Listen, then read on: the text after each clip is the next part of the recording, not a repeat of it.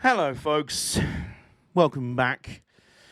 This is your driver speaking, getting ready to board the 14:30 service from Ryde Pierhead to Shanklin, calling at Ryde Esplanade, Ryde St John's Road, Smallbrook Junction, perhaps, Brading, Sandown Lake, and Shanklin. Please remember to bring good vibes and hot beverages with you while on board the train. A trolley food service will be operating on this train, but please bear in mind that if you are going to have hot drinks, the ride gets a bit bumpy on this line, so be careful not to spill any tea in your lap. You don't want that. Anyway, get your tickets to Ryde, and welcome in, everyone. How you doing? We're back. First stream of the new year. I've got a shirt I've got for Christmas on, and jeans. So all is good with in the hood. It's lovely. The timetable said it was a 1400 service. I want a refund. Well, it's not half an hour. It's dead on half an hour. Happy 2022, everyone. Yes. Happy, please God, be better than the last 2 years at least. Yeah. Hello, S458. Nick's here. JBS is here. The Rainmeister's out here. All things we love to see. This is a bit awkward. I was actually planning for today to be a train stream. JBS, I hope it isn't. It's shit. I'm like, oh, quick, change. Psych, it's actually, oops. Whoopsie. And Nick's already moaning about the game, and we're not even into it, so this is a good start. Well, I've started the year with a bad cough, so it hasn't started. Oh dear. I'm assuming or hoping it's not the not that one, not that thing. Mark Laren F1 has just added me to their friends list on Steam. Does that mean he's in the chat and he can see my Steam handle? Is that what's happened here? Is that what he's doing? Well, you know, it is not the dreaded illness. Well, that's good. That's all we need to know. That's literally all we need to know. Trains is the NASCAR 21 of train simulators. Now you're making me want to play it. Good day and Happy New Year. Hello, Mark. Did you just see? Yes, I thought so. I was like, well, that's a coincidence, isn't it? Righto. Okay, well, we got an update for Legend Bowl queued, but not today. So I like you, Legend Bowl, not today. We are starting the year off like we ended the last one, by driving trains. So where are we at? Trains in World 2. Well, first we're going to close that. I wonder. Yeah, just call me Sherlock. Right. Yeah, let's play this. Let's do it. Let's do this. And, yeah, how is everyone? How's 2022 treating everyone? How has your festive break been? I was hoping to stream a bit more over the holidays, but hey, I streamed the day before Christmas Eve and then just kind of pieced out for the rest of the holiday time. And it was really nice, so I don't regret that whatsoever. And I'm talking about my holidays. Don't be rude, game. So, and immediately OBS is screaming at me about an encoding overload, but that's just this is just OBS shitting itself. Well, AJ, 2022 will of course be better than 2021 because you get to meet a genuine American railway enthusiast in about a week and a half. I've been meaning to say I probably won't be able to make it. I'm very sorry. Well, it depends. I just can't, because the problem is, you're going to obviously Great Central Railway on the Sunday the 16th. I'm going to be at Brands Hatch for a rally event on the 15th. They basically turned Brands Hatch Circuit and the outer perimeter roads and forests into a set of rally stages. So that's going to be a good time. I'm probably going to be having some beers with some old friends that evening as well that were coming up to go to Brands. The next morning, I'm going to have to, literally be out of here by, 7 in the morning to get over to London. But we'll see. Well, I'll be in London the next day as well. Do you know what? There you go. We'll at least meet up. If I had the money, I'd go and watch rallying at Brands. I'll tell you what, I will spam you with all the content you could want from it, because the entry list looks pretty good. That's part of the reason I'm going. Everything's worked out in the end. I was just DMing a girl I hugely fancy, so definitely a W. Excellent. We celebrate those dobs. And on the 28th-ish. Oh, excellent. Okay. Well, we'll see. We'll make something happen. For now, we're back in the game. OBS is once again screaming at me that it's like, I can't take it. Please.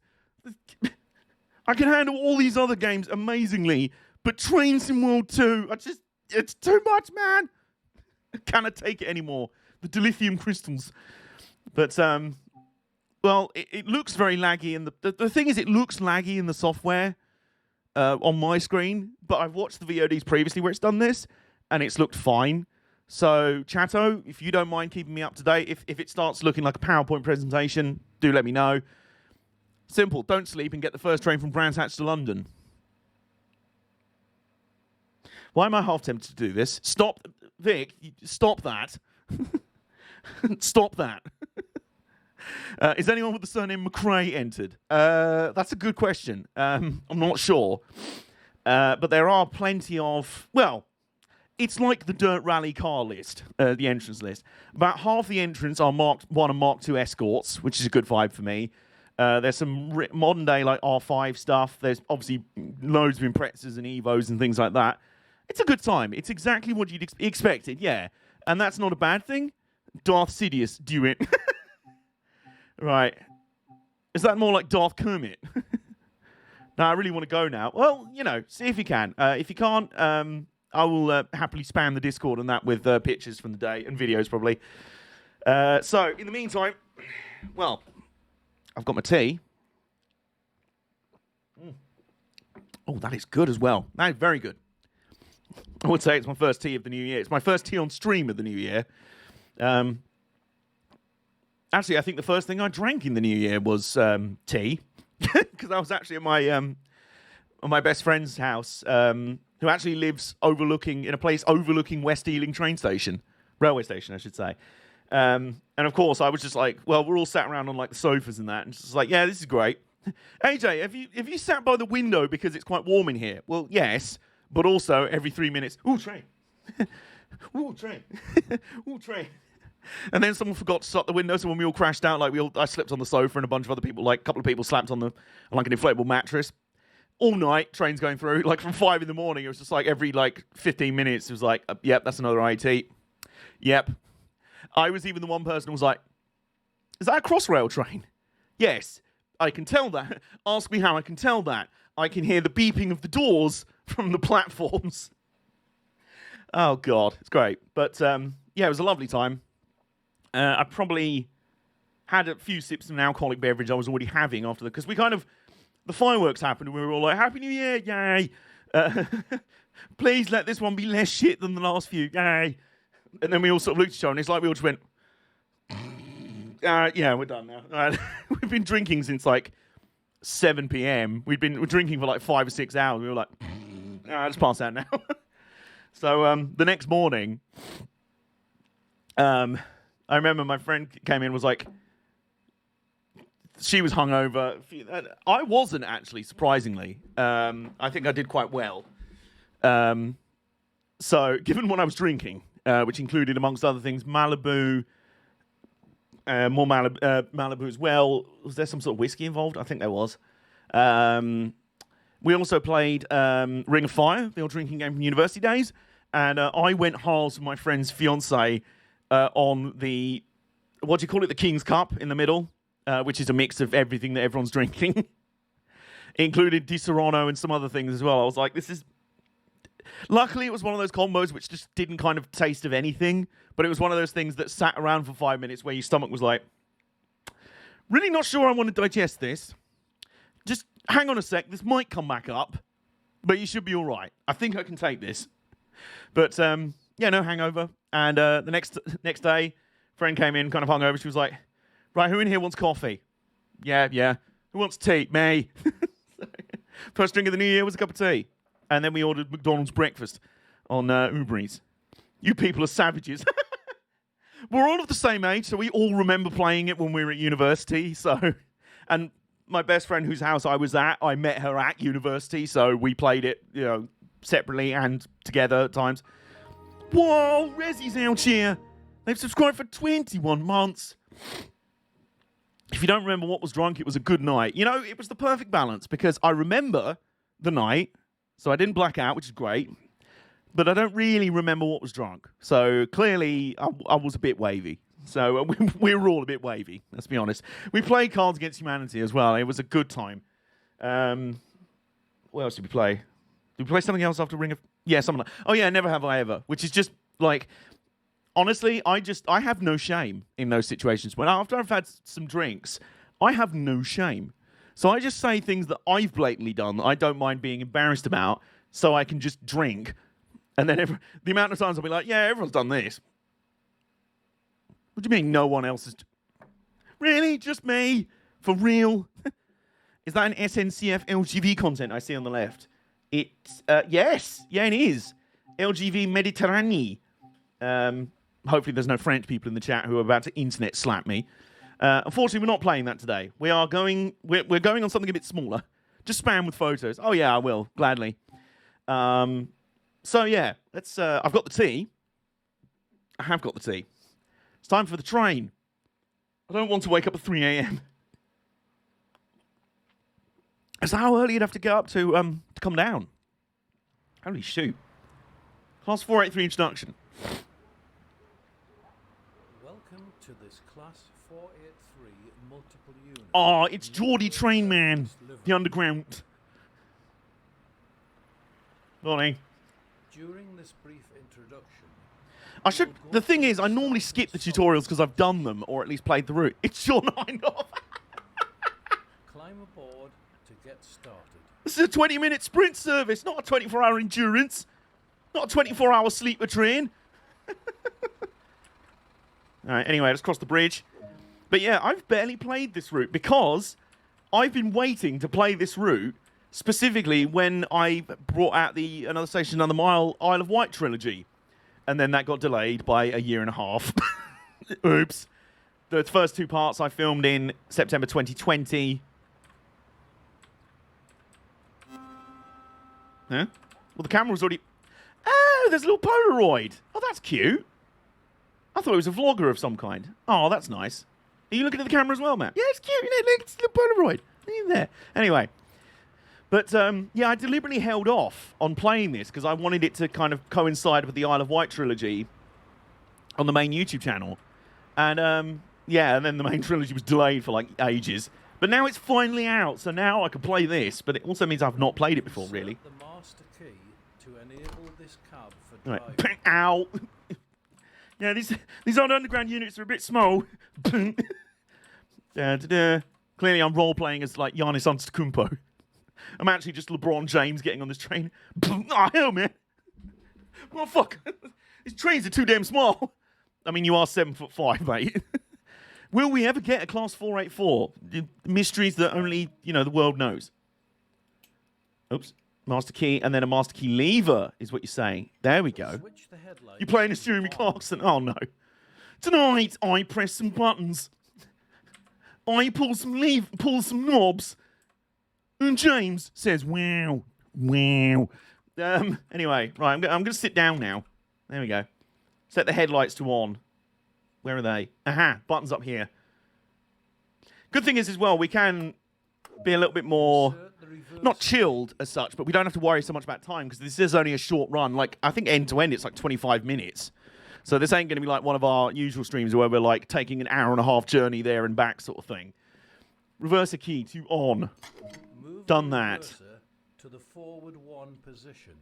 Is this the reverse? No, that's the brake. No, that's the thing. Aha, no. Okay, right. Forward 1.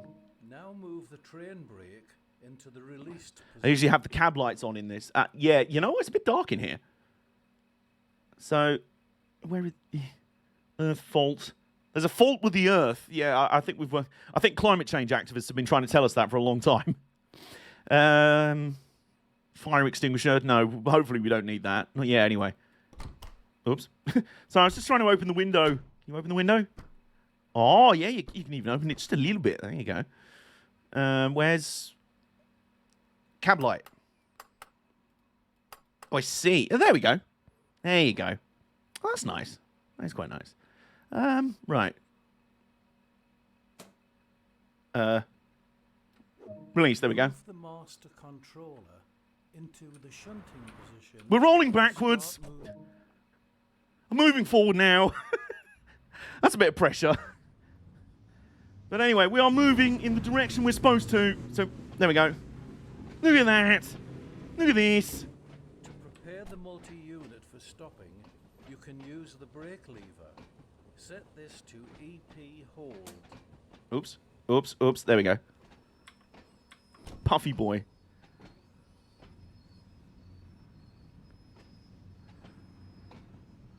The fault with the Earth, it's called humanity.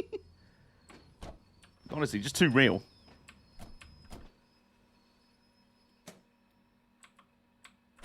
Okay, good. There we go. I think just having the brake on is something. We are wheel spinning like heck, though. Look at that. It's our little 483. Look at that. It's a little tube train. Look at there. It's a little and very, very old tube train, even though the funny thing is, like, this is set in the 80s when these were new. Toot toot. What you mean like this?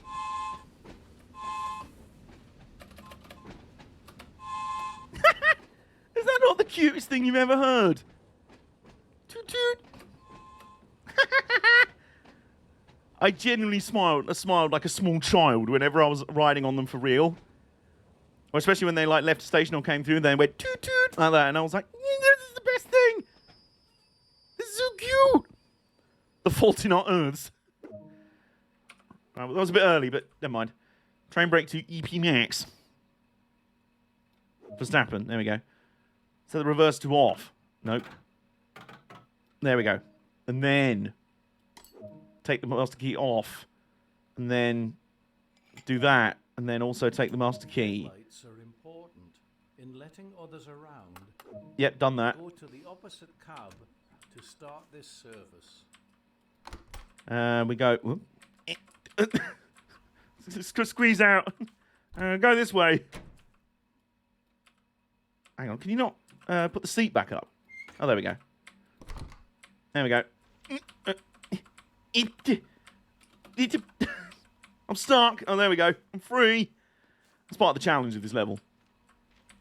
Yeah, so this is set around 1989, 1990, which is when these units would have been... I mean, they would have been brand new on the Isle of Wight. Hence why they're in Network Southeast British Rail livery. You know, that would have been appropriate. And I think they look very good in them. But to be honest, a bottle of water would look good in Network Southeast livery. Like, a shoe would look good in Network Southeast livery. I'm just trying to think of a really ugly car. That Porsche Cayenne that I see driving around, the best BR livery, don't at me. No one will at you, because I think that's a consensus agreement. Also some third rail there, so we'd best ignore that. Well, hey! Yes, an Austin Princess would look good in this livery. All right, so let's do all the things we did at the other end. Lower the driver's seat. What, you didn't think I did that at the other end? Now what? Yeah, my reverser, and then, nope. And then reverser itself, we go forward. We go forwards. And then we go brakes. We do that. Actually, if we release the brake, there we go. Because we rolled backwards in the platform. We're on a downhill gradient. A Scion would look good in this livery. Exactly. You see, point made, really. Oh, hang on. Headlights. Whee. There we go. I mean, what's going on at the other end? Hey, now they got tail lights on. Oh, they look good. Look at that. Now, here's the thing. There's destination headboards on here. I'm not even putting any power on. I'm literally just trundling. This is granny trundling of the highest order at the moment. So I'd assume the destination blinds are in there. That's not what I was... No, okay. I'm just wondering if there is a way to actually edit them, because I know on other locos, like we saw on the Class 33, you can edit the destination light boards or letter boards. You can also do it on the night. Not the. Is it the 1972 stock on the Bakerloo line? I think you could do it there. Trundling along. Yeah, I'm literally not even putting any power on because we're just going downhill. What if I did put some power on?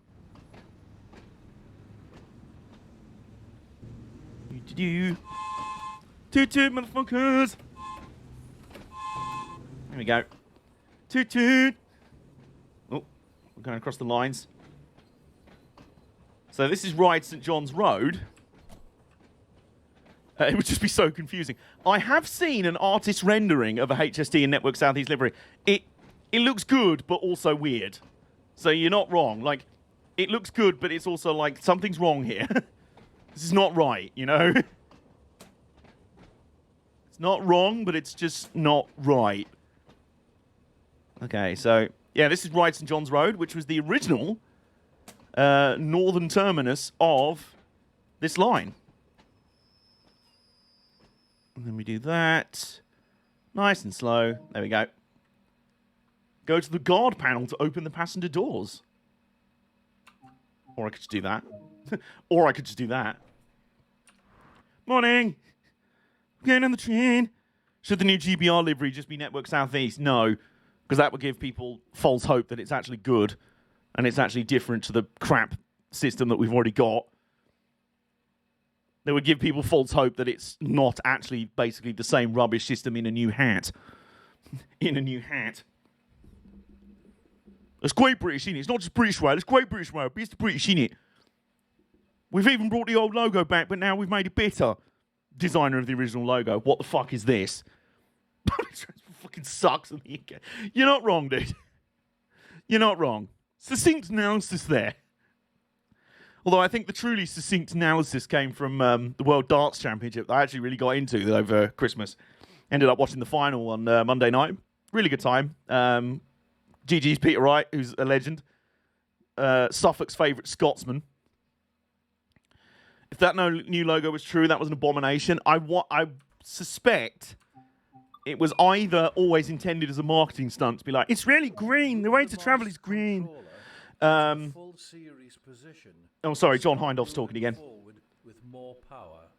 You got to apply maximum throttle out of the S's onto the back street and at the bus stop. Oh no, wait, we're not at Daytona. That's a few weeks away. When is the Rolex 24? It's normally at the end of January. Master Controller. No, that's the dead man's handle. We don't want that. What's it? Full series. Way, we're off. I've still got the brakes on. That probably isn't helping. I thought it was the one that was wrapped with the Union Jack. Oh, God, I thought you meant the green one. See, I don't know if that was just a marketing ploy all along or if that was intended to be a new thing, but the backlash, including from the original logo's designer, was so great that they were like, yeah, let's not do that. I mean, we'll see. Whatever. There's a reason why I tell people that generally, when I say I'm into trains and I do train history stuff, it's not about modern stuff. Because I just don't.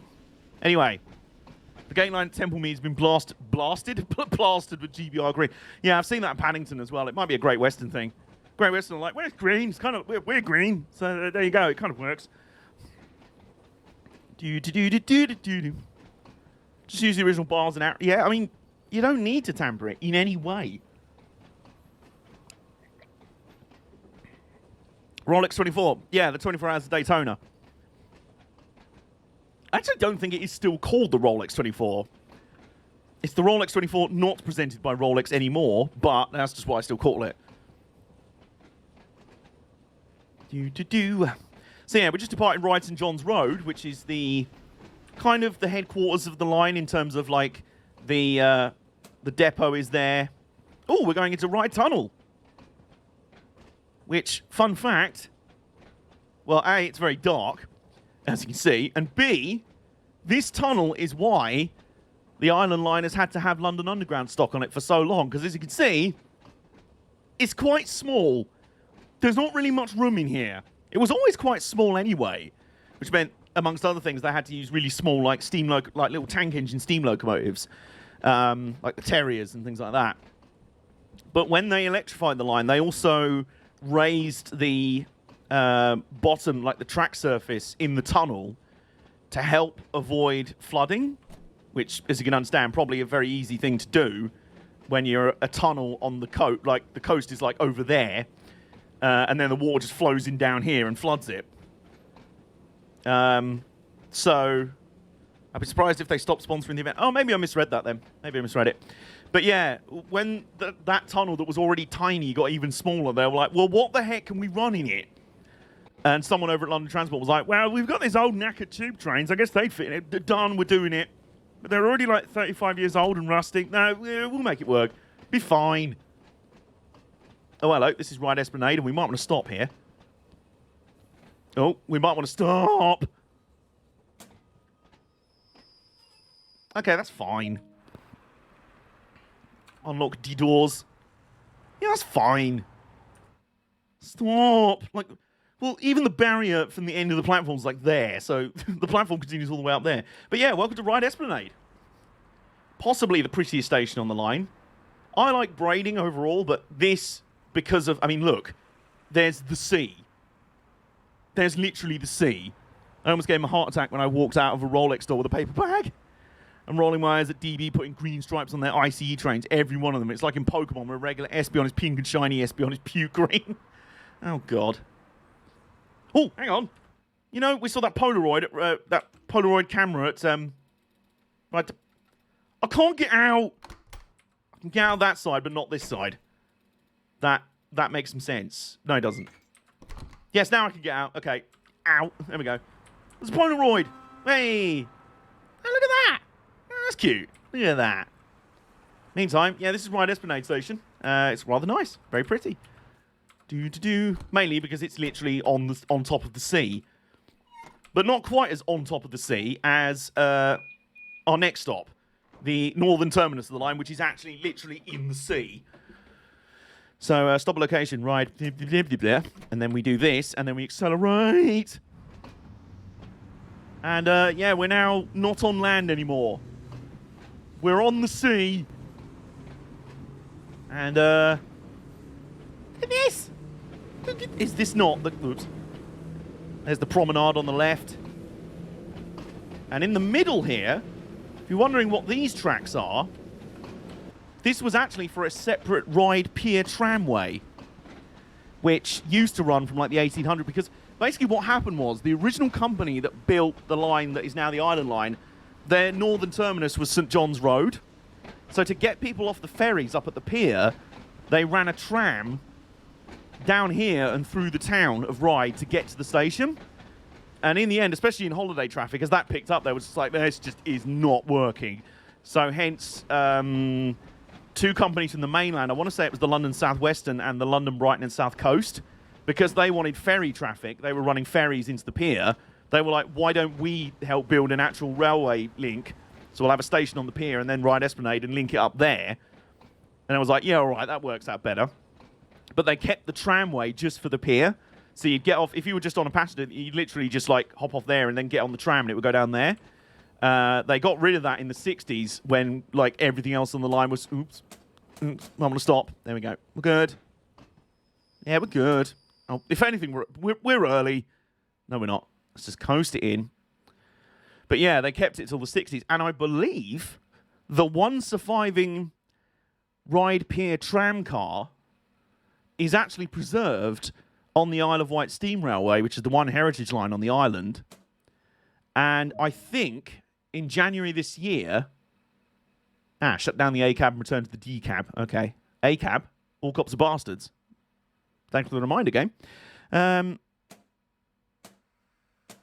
Okay, leave that on. And then we do, what, the off.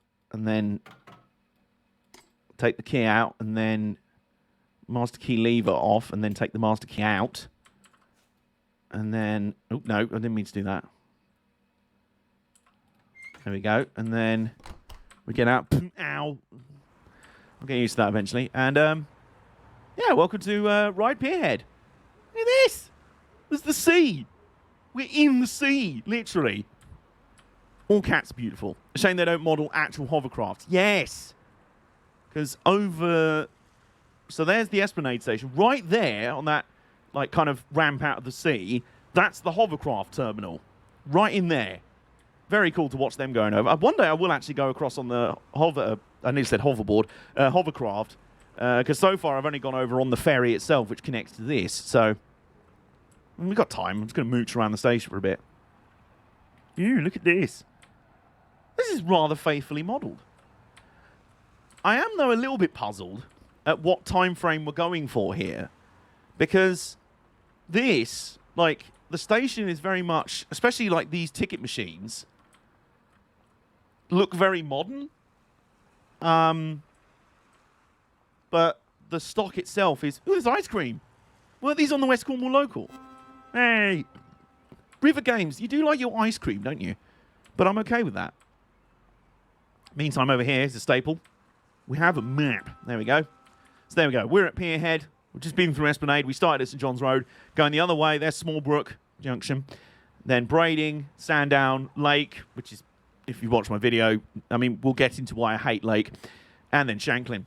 And before the 1960s, when everything was closed, it used to go on to Wroxall and then Ventnor at the southern end of the island. But because this was the beaching cuts, and they were shutting every other line on the island, and it was only through fierce local resistance, including from the island's Tory MP.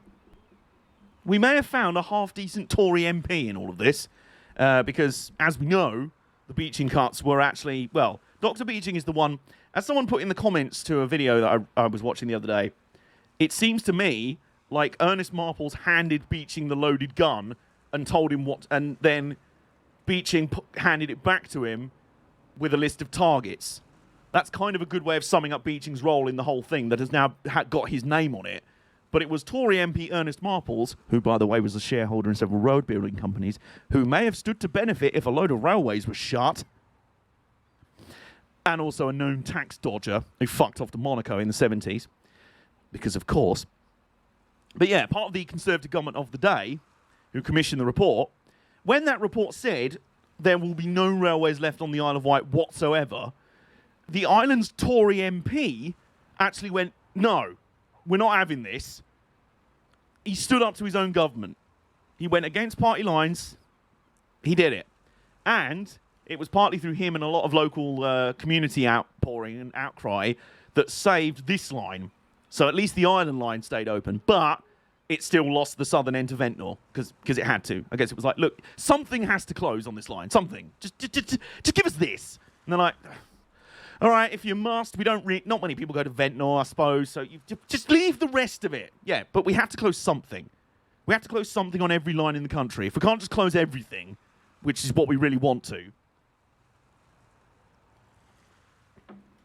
Well played. Yeah, indeed. And speaking of that route, there you go. There's another one of them. And there's beans here as well. And down here is... Oh, I didn't expect to be able to get this far. I was expecting an invisible wall by now. We go down here. Yeah, there's the doors. And normally there would be the ferry. But at the moment there isn't one. So, there's a skip there. Hello, mate. How you been? Walk along here. Are these... No, there's just, like, nothing there. Speaking of it, you alright, guys? How you been? Sorry. Blame Smithy for that. Blame Smiv. How you been? One of the jokes from his football vlogging series. Whenever he walks past a bean, he has to go, hello, mate, how you been?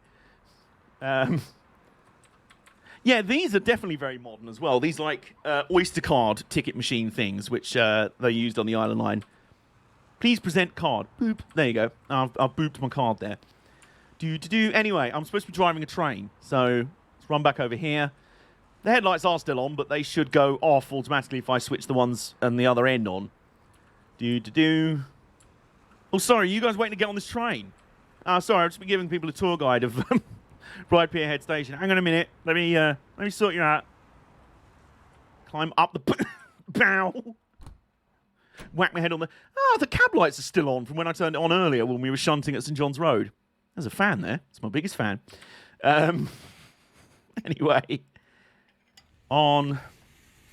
And then what we do here is do that. And then unlock the doors.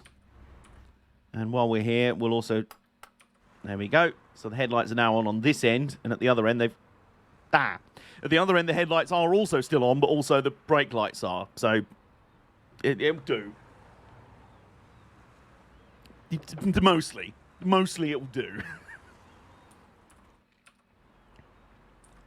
While that's happening, actually, my tea's gone cold, distressingly quickly, so I'll make myself a fresh one in a bit. For the moment, I'm going to get some bear piss.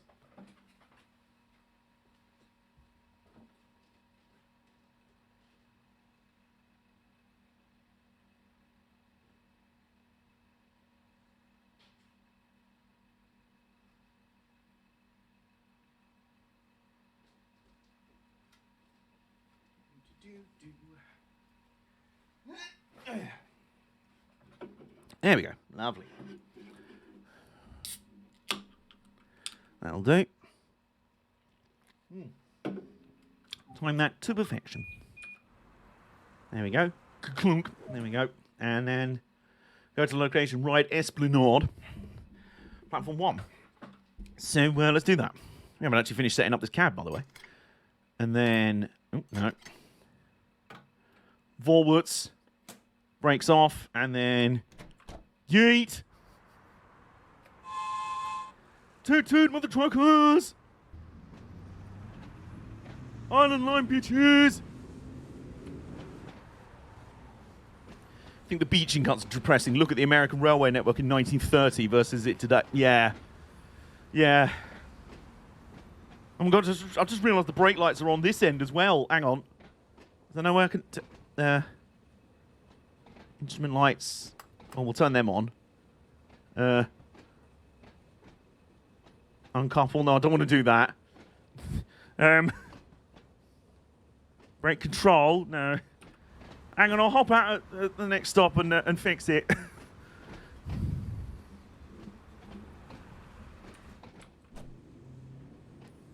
Passed rail service in the United States on 30th of April 1971 versus the next day. Oh, so was it just the thing of the late 60s, early 70s to just be like, you know this really nice public transport network we've built up? Fuck that. Who cares about the people? You're the government. You're supposed to do that. Are we? Fuck that.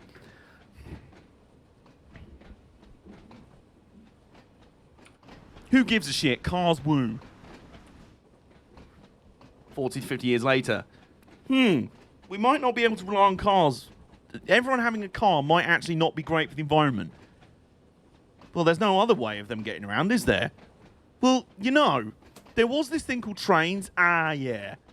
Yeah, it's funny you say that, because we kind of closed them all, didn't we? It really was car is king. It really was. Oh, we're not stopping here. Oh, okay. Ryde St. John's Road, platform 2. All right, let's go. I guess we're not changing... we're not changing the lights here at all. Also, we're going to go downhill into... excuse me, into... Ryde Tunnel, so...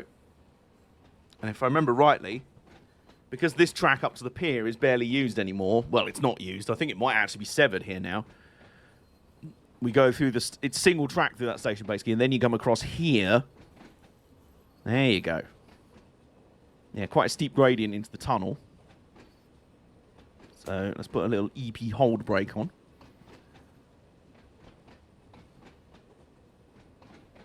And yeah, this is Ryde Tunnel. The reason why this line has become a haven for old tube trains. It's become the old tube train retirement home, basically.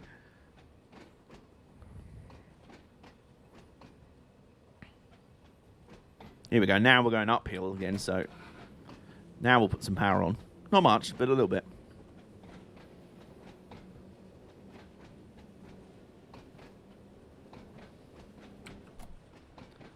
There we go. Aha! Another joke I creamed off Smith, but I rather like it because it's quite wholesome. Like any tunnel, there's light at the end of it.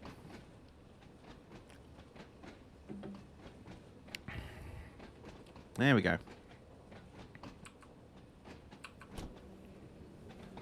So yeah, now we're going to have a steep climb out. Look at this old semaphore signal. Look at that. Oh, that's the point. At some point, I'll have to try and show you what's just plonked down here at the moment. Which is my Christmas present, a British Rail Western Region semaphore signal. Yeah, you know, I mean, I did get Lynx Africa for Christmas, but I did also, yeah, that happened. So I'll show you that in a minute. Formation of Amtrak. 2/3 of intercity passenger trains in the United States were existing to do, but the last third were nationalised as part of the Amtrak system, which has been very much a rags to riches story by current American railway standards. I mean, it's good to hear something has come out of it. Some good has come out of it. Some. Not a huge amount by the sound of it, but some. The train says, I don't know what direction I'm going. It's the bisexual train. Like, where I can go both ways, you know? Alright, we're coming back up to St. John's Road now.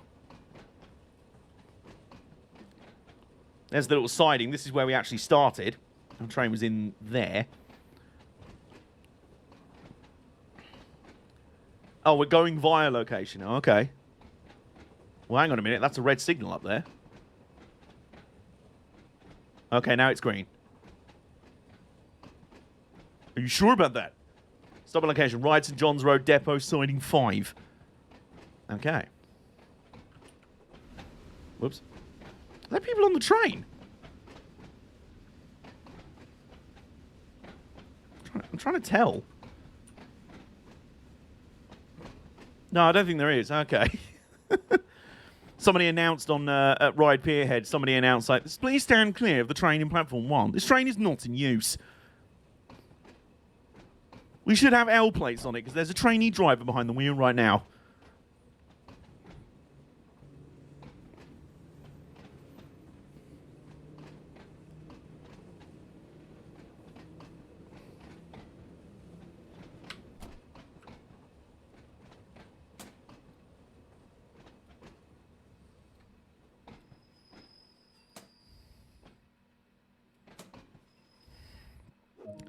Amtrak is a good service on key corridors and will run long-distance overnight network. What has been truly lost to the rural branch lines?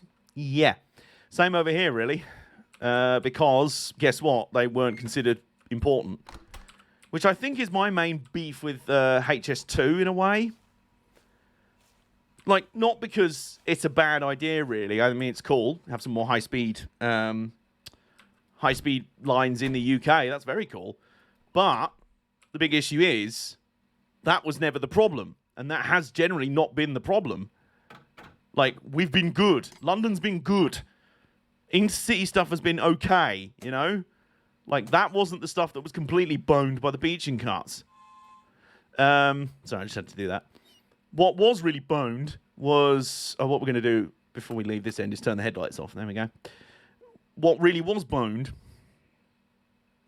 HS2 doesn't truly become useful until it reaches the north, and apparently it's not going to. So, well, last I heard something on the news the other day that it looks like it's not going to. So, well done.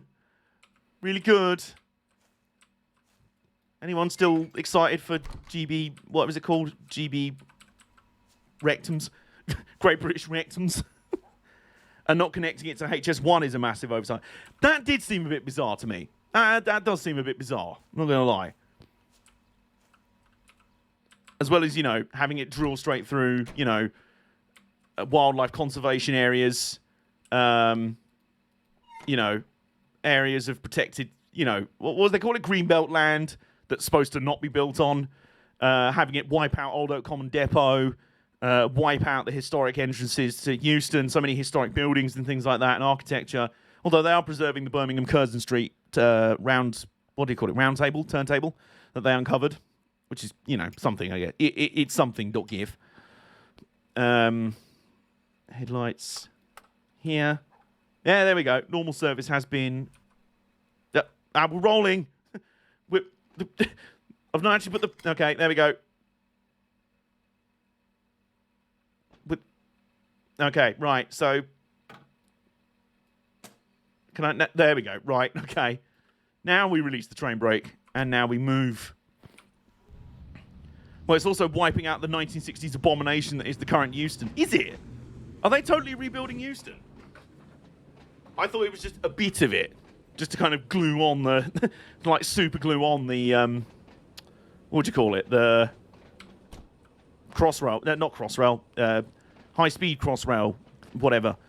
That bit. Elizabeth Line 2. Electric Boogaloo. The Despacito line. I love how one of my mates is studying right by Curzon Street in Birmingham. Oh my god. Oh my god, we're about to plough into another train in the... No. Okay, I'm very scared. Okay, no, we're good, we're good. Okay, we're good.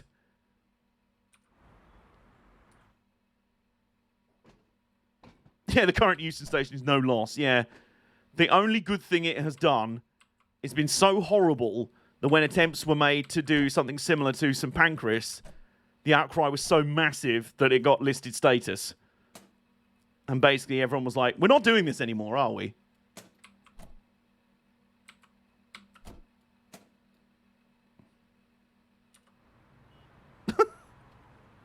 Gate plus. Hang on. We need more projects like the borders. Oh my god, oh my god. There you go. We did it. Ooh, this button's used for coupling multiple units together. Well, now, coupled to formation, 2 vehicles. Oh, I see. Right, so what we're now going to do is actually just couple up and make a 4-car unit out of these 2. Which makes sense, because we are Unit 003, and apparently that one is too. I got very confused by that, but maybe, I don't know. So, gently, gently, gently, gently, gently, very softly, gently. We just want to do a little boop, little boop, little boop, little boop. There we go. And what we're going to do... Ow. What we're going to do is bang my head... Oh. We're still nowhere near close enough. It's a deceptive view. So now I've crawled back into the cab. Right, so in which case... Gently. Gently. Gently. Gently. Oh! And there we go. See if that does it.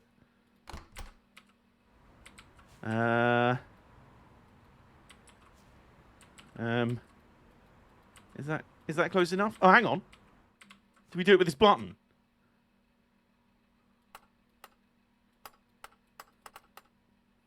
Apparently not. And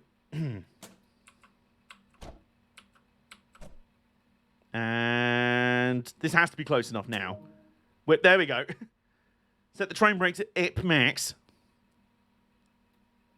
Yep, done that. Oh, at the other end. Right, okay.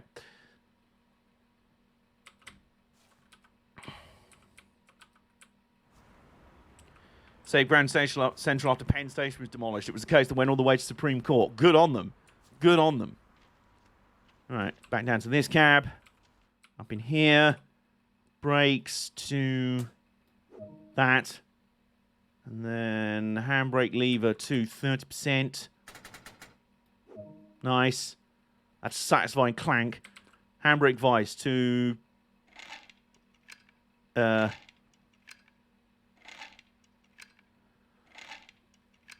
we go. And it's done. Train brake to Westinghouse hold. That one. Good work. That is the basics covered. Thank you, John. Thank you, John. Also be obtained that provides more Now I can't get out. There we go. the full functionality of the Hey, there we go. unit. We've driven a train. Hey, and I got an achievement. Welcome to the Isle of Wight. Become a driver on the wonderful island line. And Wonderful take island visitors line, I would agree. tourists to their destinations on this famous holiday island. Take to the controls of the vintage BR Class 483 and connect They're very key vintage. locations along the line from Ryde Pierhead to Shanklin. Along the way, don't forget to place route maps, Done that. validate tickets, Haven't done take that. ice creams, Done that. and trigger cameras. Done that. This is the Isle of Wight. It is. That's a very blurry picture for some reason. That's like a watercolor picture there. There, we got gold medal. That means we can drive trains now on this line without the training wheels on. Without stabilizers. Summer southbound. No, we're not going to do we're not going to do scenarios. We're going to do our usual thing of just sort of like wandering around and trundling up and down and doing that stuff. So, new, hang on. Man menu. Back to the man menu. Is that artsy picture from the London Commuter. Which is very nice. Right, Team Tabble. That case basically enabled historic preservation in the United States, not soon enough for entire cities that have been basically entirely demolished and rebuilt in urban renewal. Yeah, yeah. I call them Lego towns over here because it literally just looks like someone's plonked down some Lego houses. It is January. It is clear. No precipitation. Some wetness. A tiny bit. Snow level. A tiny bit. Cloud level. It's quite clear outside, so yeah, tiny amount. Like a very little amount. A bit windy. Yep, so it's a bit chilly. A little bit. Well, it's very chilly. It's flipping -4. It's not like we had war damage that we had to rebuild from. We just decided to tear down entire cities and rebuild them to make them more car-friendly. Yeah. a slave to the car grind. Yeah, there you go. You know what I was saying about length end-to-end run? 27 minutes, 25, 26, 26, 31. That's fancy. Excuse me. So there you go. Might head to bed now, TBH. Noito, lads. Been nice chilling as always. I agree, Mark. Thank you for hanging out. Your presence here is always very appreciated. We love you very much. Hopefully this is a fantastic new year to all of us. Amen. I'll drink to that. So, let's find around a midday departure. Ryde pier head to Shanklin. Yeah, let's do that. Yeah, let's do that. It'd be very cool if at some point they modelled the Isle of Wight steam railway here and you could kind of link between the two. Okay, so load the passengers.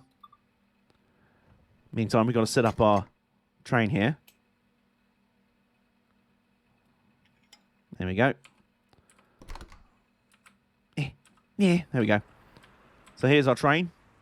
We're now driving unit 483009, which I want to say was saved, or maybe... I think that was one of the ones that was still running at the end and is now preserved. I know the two that were running when I went to film last, September 2020, which were 006 and 008. Those were the two that were running. All 6 of the units that were running, because there was about 10 of them, all 6 of the ones that were still running that hadn't been scrapped or basically given up their parts to keep the others going, all of the still active ones have been preserved. And I know 006 and 008 have gone to a heritage line in Wales and are actually undergoing work to be converted to possibly run on battery power. Because, and if that works, that could be a big thing for the preservation movement over here in the UK, because no heritage lines have electricity, basically. There's no preserved electric lines, and I don't think they're even allowed legally to use them, because you basically got, like, volunteers and ill lads and, like, amateurs run... Well, not amateurs, that sounds disrespectful. I'm sure people would be able to run and operate electric lines perfectly well, but, yeah, it's not something that, like, heritage lines are really trusted with, and it's just not a thing that's happened. Like, there's no... lines were generally either closed or electrified. Do you see what I mean? Beep, beep. All right, let's go, shall we? Let's move. Right, let's play platform 1 in a minute and a bit. Well, seeing as we can literally see it from here, let's go. Oh. Might want to actually, yeah, do that. Might want to actually do that. There we go. Yeah, let's go. Oh, headlights. There we go. Toot toot. I'm a train. I love that whistle because it is proper like, yeah, I'm a train. I'm a heckin' train. Look at that. That's just so nice. What a lovely view across the sea. There's the old rusting tracks of the tramway there. Like I don't know if I finished explaining, by the way. They are the last one, the only one saved, the only tram car saved from that tram line is on the Isle of Wight steam railway, and I believe at the end of this month they're bringing it out in completed restored form for the first time ever. The only electric heritage railways in the States are primarily tramways. Yeah, well, I think most of the tramways... I think that's... Well, the Weymouth tramway wouldn't have been electric. It would have had, like, battery locomotives, I swear, but, like, that could have been a preserved tramway, but the local council were just like, no. Fuck it. We hate it. We hate the fact that it just exists. So we're going to spend millions of pounds ripping up roads, throwing all the rails in the bin, and then just resurfacing the roads again. What's going to happen from it? Is there any changes going to happen? Well, no. I'm not adding anything in. Also, we are now at Ryde Esplanade. Put the brakes on. Oh, spot on. There we go. What was that moment of panic? Panic. Here we go. Welcome to Ryde Esplanade. Just to the left of the train, you can see the Jeff Marshall Special. Although that bin does not look like it's fluttering much.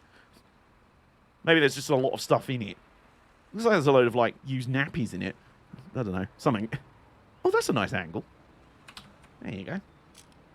Fuck it. Yeah. So... you can't quite see it from here, so... Hang on. Oh, I've got to lock the doors anyway, so... there we go. Excuse me. There we go. And now, Ryde St John's Road, Platform 2. Let's go.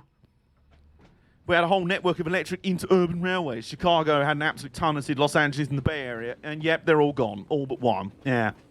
No, it's not a lot of motorsport teams appear to be hiring for truck drivers, which is annoying. Patience, young Padawan. You will find your chance. You will have your chance.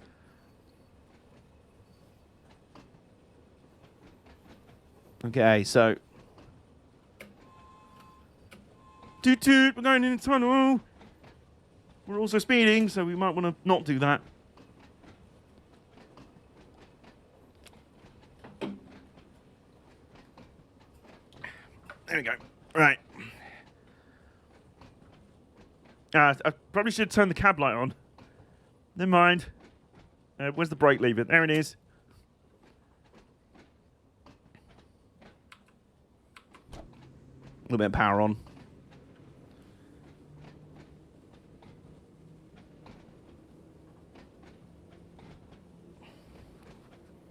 Here we go.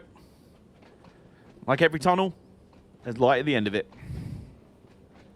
All the ones at Chicago that ran up onto the L are gone. The one that ran onto a mainline railway into Chicago is the one that survived. So is the L train still there in Chicago? Literally the overground one.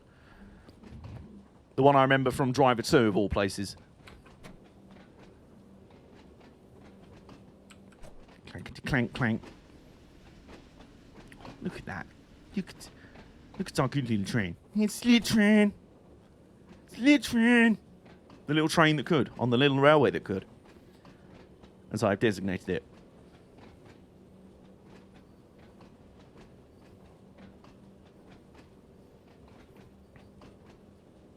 Also, fortunately, we won't need the whip rays yet. The whippers. Power.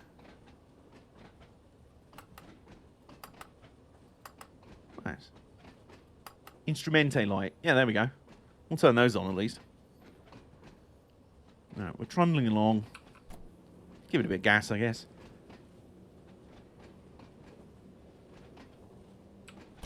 And back up to 20. So after this station, we'll be finally getting onto a bit of the line that we haven't done yet. Because we haven't been further south than Ryde St John's Road yet. But we will be after this. Right. And then we do ep hold. Min. Oops. Oh, the brakes on this thing are very good. Which is good. You know how much I panic about braking. Yeah, welcome back to Ryde St John's Road. So over there is the main depot for the trains, which is empty at the moment. Unless there's anything in the sidings. No, it doesn't look like it. And, yeah, there's a little siding here, our third platform. I want to say that platform was just for St John's Road down to, like, Shanklin and that. These have always been the two lines through. And, we've got to lock the doors, so there we go. Beep, beep. Toot, toot, I'm a train. Go via location Smallbrook Junction. Right, okay, so we're not stopping at Smallbrook Junction today. Which is accurate because, oh, look at the old semaphore signal there. Look at that. And because we're not on the Western region, or the old GWR network, it's upper quadrant. So it's in the up position for go, rather than the down position, like the signal that's down on my feet at the moment. I'll show you that after we complete this first run. Yeah, need train there. I'm rather glad we're not doing this using like a D-box. You know, there's like sim racing rig things that like simulate the movement of the car. If we actually were driving trains via D-box, number one, that would be quite cool. But number two, I'm not sure I'd want it for this route. Because these trains, not normally used to travelling, you know, on main railway lines that go across, they're like deep-level tube trains, you know? Speaking of which, there's another one coming the other way. Morning. Afternoon. What's that? 002. Me. Whistle? Some whistle? Yeah, I will. Actually, let's give it the beans, shall we? Let's give it some beans.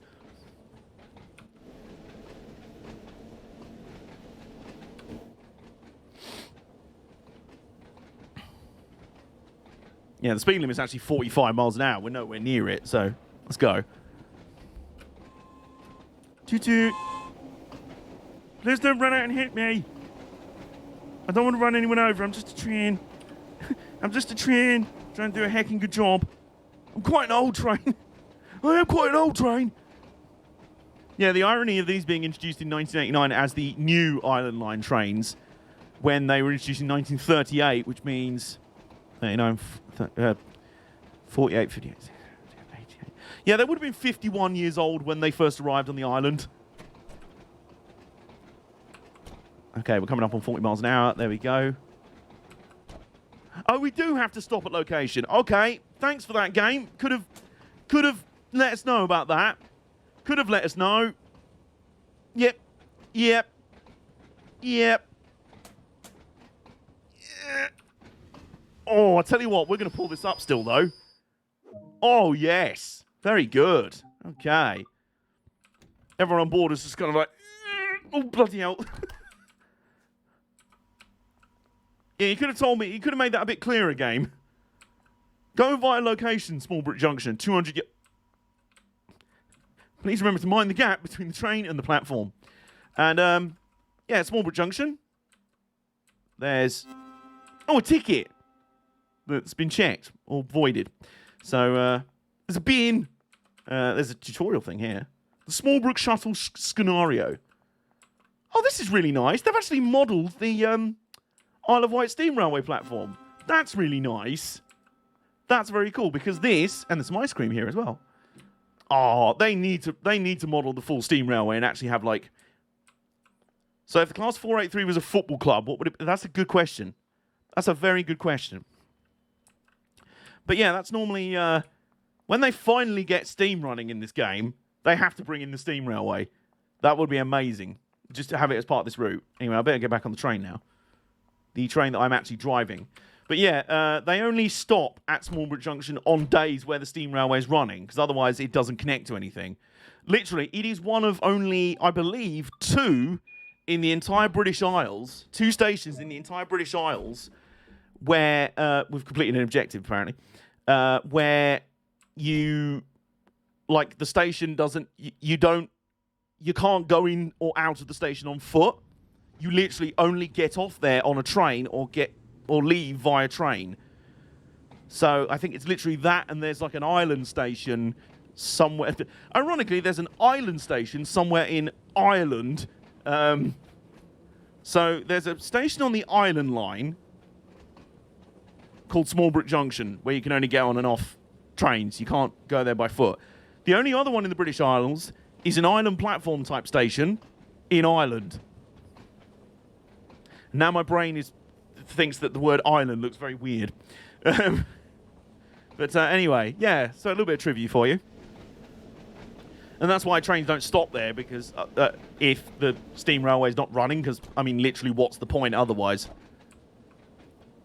Anyway, let's give it some beans now. Let's give it some beans again. We've got a 2.1 mile run to Brading. And this bit, Redcar British Steel is like, yeah, there you go. I think... Oh, no, technically, Redcar wasn't, because you could leave the station on foot to go to the factory when that was there, and then get back on foot. Like, you couldn't change lines there. And then, of course, they shut the factory, and all of that became private land, so you couldn't leave the station or get to it on foot. So, literally, it was the most pointless station around, except that it had quite high passenger figures, even though it's a station you literally couldn't go anywhere from. Because train nerds like us are weird. We see quirky stations like that. People are like, the management are like, this is the most pointless station ever, why haven't we demolished it yet? Whereas us train nerds are like, oh, it's a weird station that's pointless, let's go see it. So, yeah, we're going to be doing, the speed limit's going to be 40 in a minute anyway. So I like the fact they've simulated the rattling and the clacking sounds of this bit. But yeah, if we were driving this with D-Box, like a sort of sim rig thing, it'd be very this moment. with stuff like that. I've been bouncing. I've been doing a little bouncing. I've been trying to have a rapid.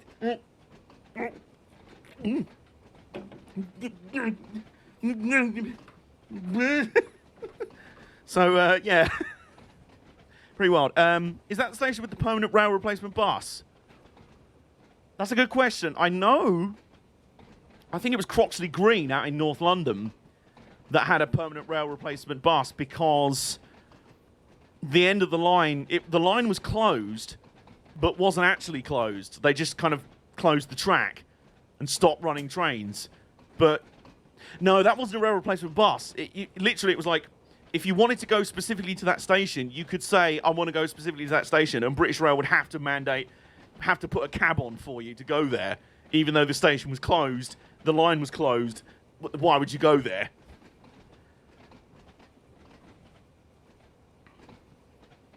Meantime, I'm still bouncing.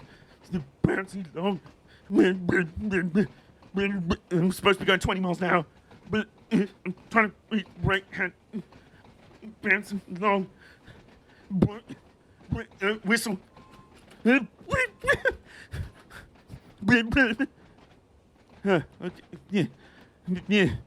Oh God. Is a permanent rail replacement bus not just a regular bus? Yeah, you'd think so.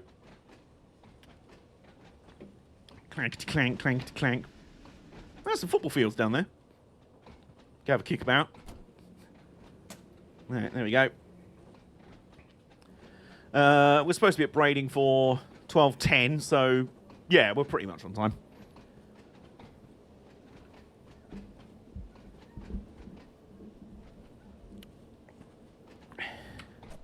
Who's who said something about the Cathcart Circle next? I want to play that. I still have not actually played it. I've been waiting for the appropriate moment. Whistle, you say? I will.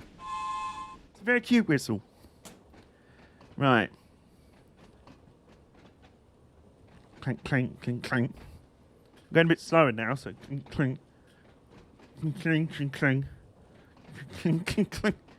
You think I'm exaggerating? I also love the fact that even on the new trains, they're a lot smoother. And they have smoothed the track out a bit. They've done some like remedial work on the tracks.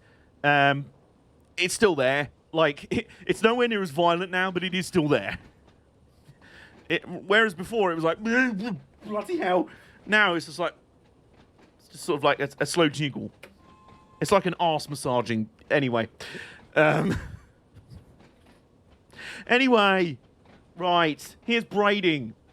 My favourite station on the entire line. Because it is very pretty. And I hope that they've done it justice in this game. Looks like they have. Amp hold. And then Amp max. Excuse me. And then stop out and have a quick look around at Brading. Here we go. There's a map. And yeah, this is Brading. Funny enough, I don't remember as many trees over here. But otherwise, I just remember like a wooden fence. Maybe because, again, it is trying to be modelled more in the early 90s rather than the present day. Maybe maybe there were more trees down here. There wasn't like... I remember there was a wooden fence now. There's a foot crossing down there, yep. And up at the other end, we've got... Hang on, I'll sort your train out in a minute. Ooh, ice cream.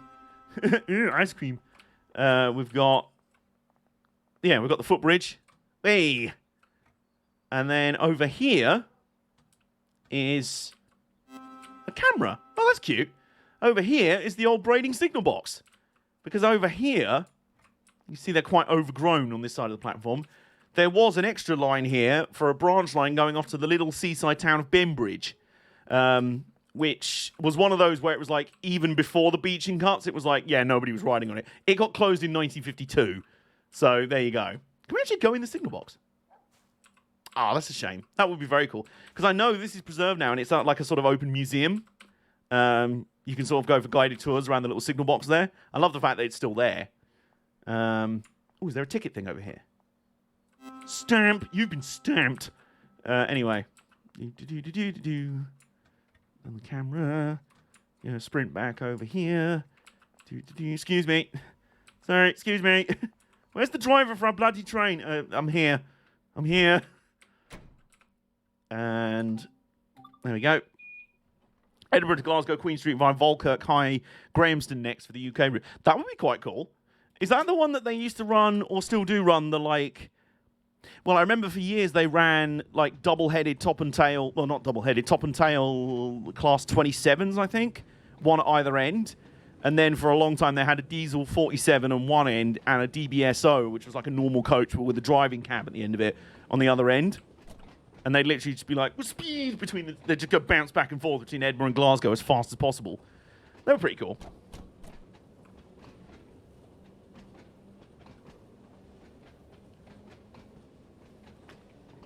I don't know what runs that now, but it should be 68. That will be cool, actually. Like the flipping Chiltern Railways service.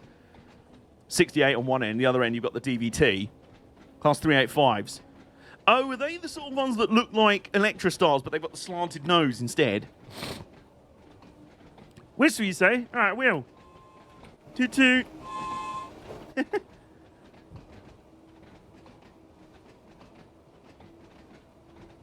They electrified the line a few years ago. Yeah, fair, valid. Yeah, here's the little foot crossing.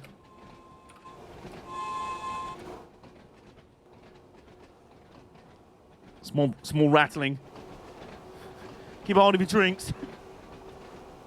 It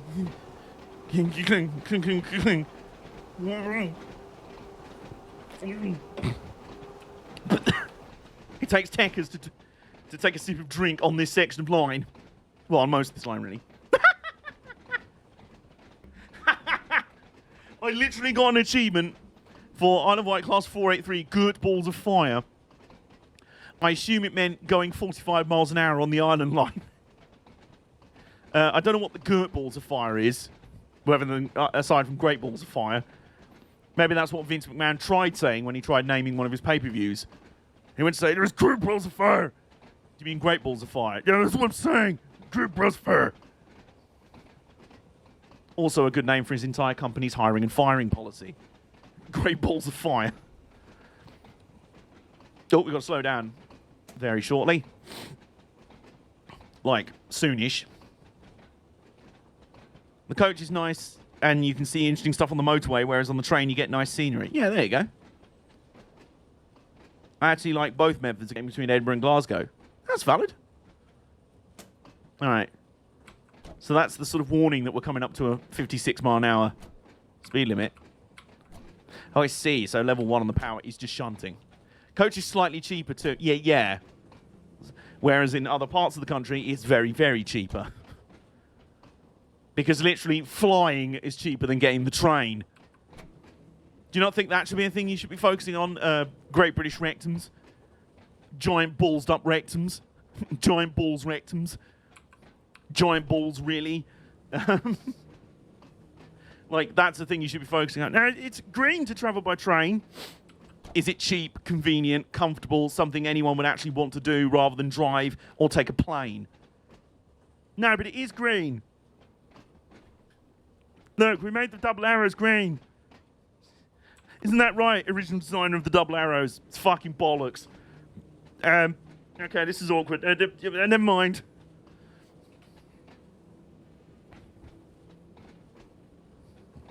Didn't the original designer actually say it's a load of old bollocks? Didn't he actually say that? It cost me like £25 to fly between Bristol and Glasgow. £25 to fly a plane! Fly a plane compared to the £500 million it probably cost to get a train. Well, even then it's about 25 different trains.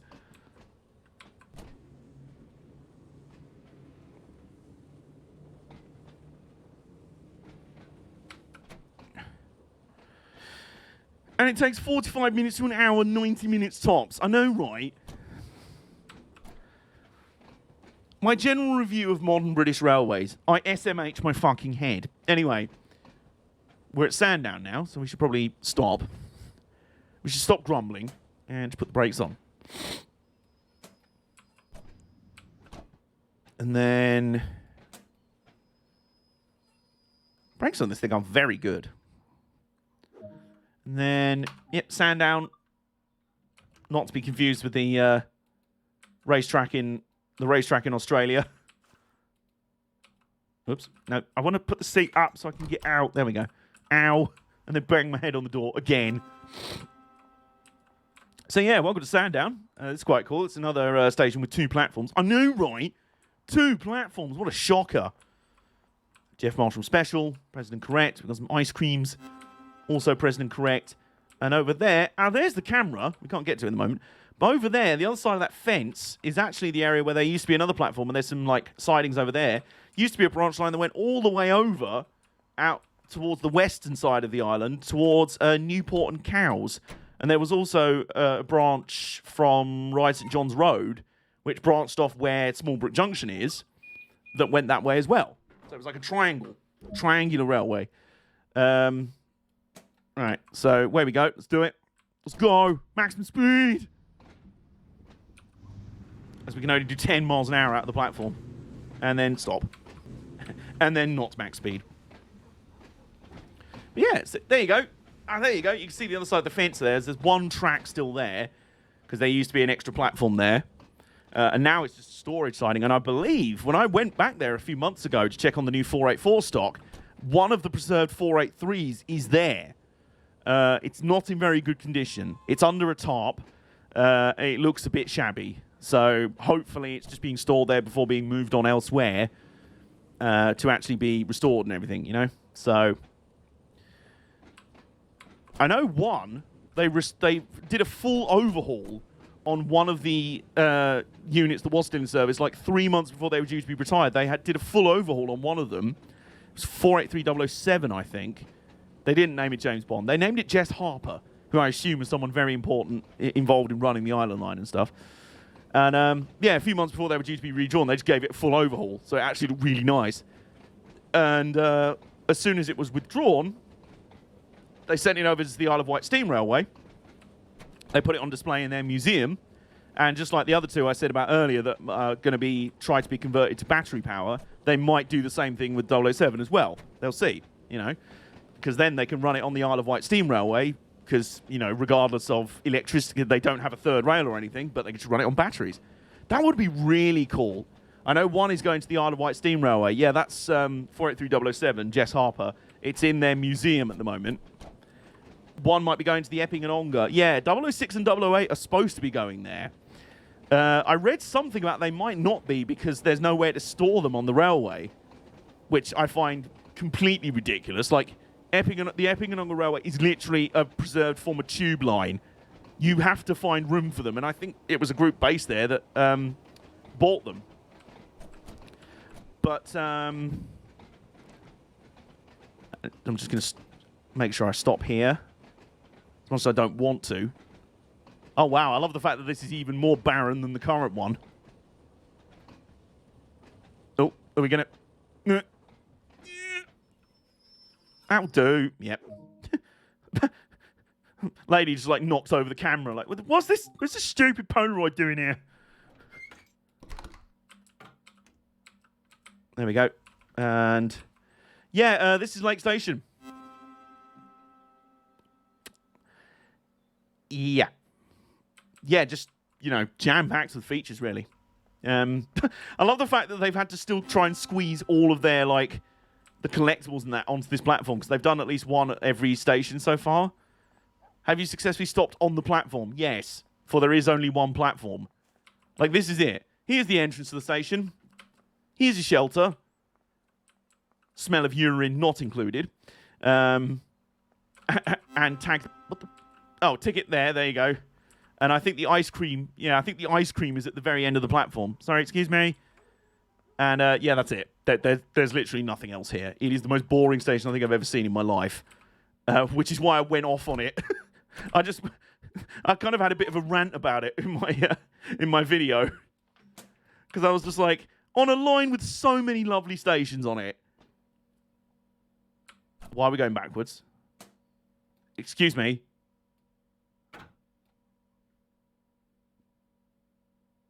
Hang on. Wait a minute. Something... Hang on a minute.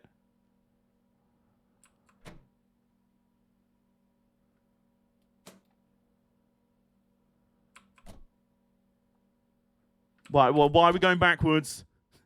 Why are we going backwards?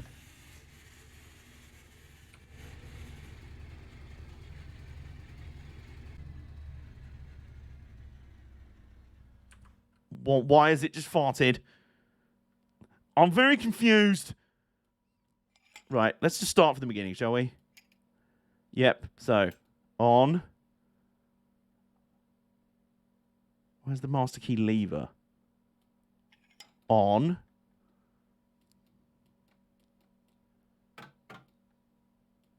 Reverser off. Reverser key. There we go. On.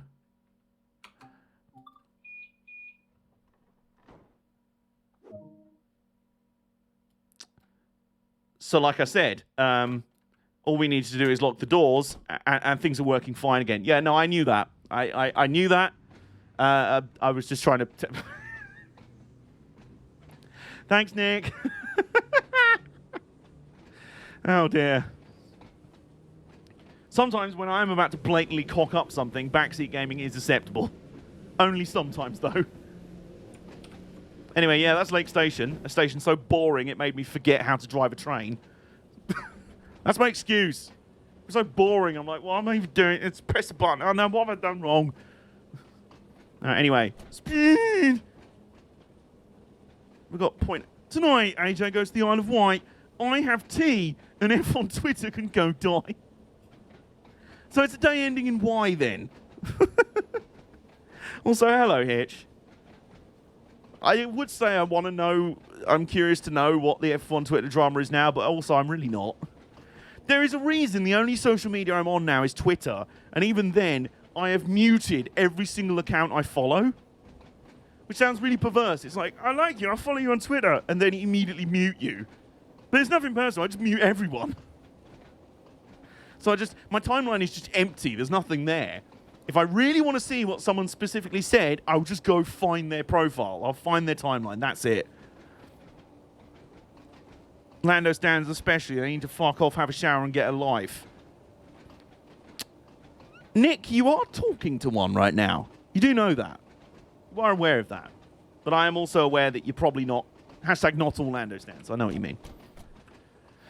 Why can't we all just get along? Why can't we all just enjoy things?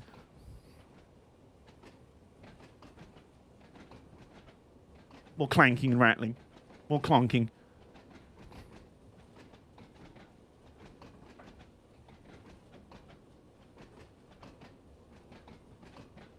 They're on par with K-pops now. Oh, God. No. Nobody wants that.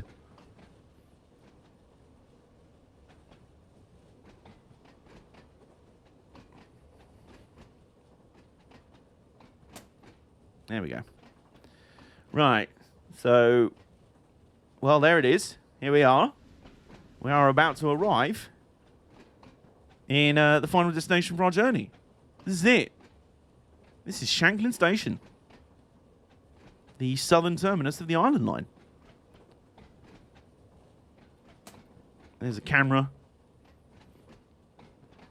Ep hold. Slowly braking. Release a bit. Let it roll in. Nice, nice and nice. And then... Ep max. Oh, spot on. You're one of the good Lando fans. Oh, thank you. Appreciate that. I do my best. I do my best to not be an arse.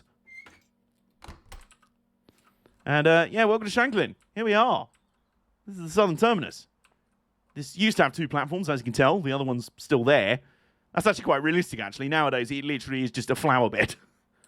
We've got some ice cream here. It's lovely. Probably got a serious ice cream headache now. And here's the buffer stop. And then beyond here, over the road and along through there, through the trees, the line would have once continued on to Wroxall and then Ventnor. Now, the station site of Ventnor is still there, just because it was in like an old quarry cutting kind of thing. And but, I mean, no actual evidence of the station still there. It's now just a housing estate, obviously. But you can see the cutting and the tunnels where it used to be anyway. So, there we go. One run north to south on the Island Line complete. Only a silver medal? Get out of here. Was I... I was running a bit late by the end, but don't worry, I was just having a natter about things, you know? Return to free roam. Wait for schedule. Service is scheduled to depart at 12:28. Oh, okay, now. Let me off. Yeah. Is there a way to manually give up control of the... Okay, it's locked. There we go. Get out of the way. This time, if the game wants to, pretty station, it is. Shanklin's lovely, honestly. I really like it. Map. There we go. Exit. If you walk off down there, you go into the town centre and off to the hotel that I stayed in down on the coast. Really lovely, like, coastal section down there. Hey, wait a minute. That wasn't my fault. I don't know what you're talking about. And the camera. There we go. Look at the pretty picture. That's nice. That is nice. I'm wondering where the missing collectibles are for each example now. You got the tickets on the little notice board thing. You got the maps. Then we've got 7 of those. There's obviously a few stations we didn't manage to check out everything on. I know there's still the ice creams at Lake Station. There's the bins. Why is that not a collectible? 10 Jeff Marshall Fluttery bins. Should be. I'm asking you once again to make that a thing. So, yeah, we're going to let this train depart. And then we're going to take a little break. And what we'll do is, firstly, I will show you... Is that the sound of a plane? Oh, that's nice. No, I'm not driving the train. I'm not driving the train. Hopefully the game will figure that out in a minute and do the thing where it's like, do you want to give up control of this train? Yes, I do, actually. It always seems to want to do that when I don't. And then vice versa. I'm like, no, the AI can drive that train. And the game's like, okay, yeah, no, it just is now.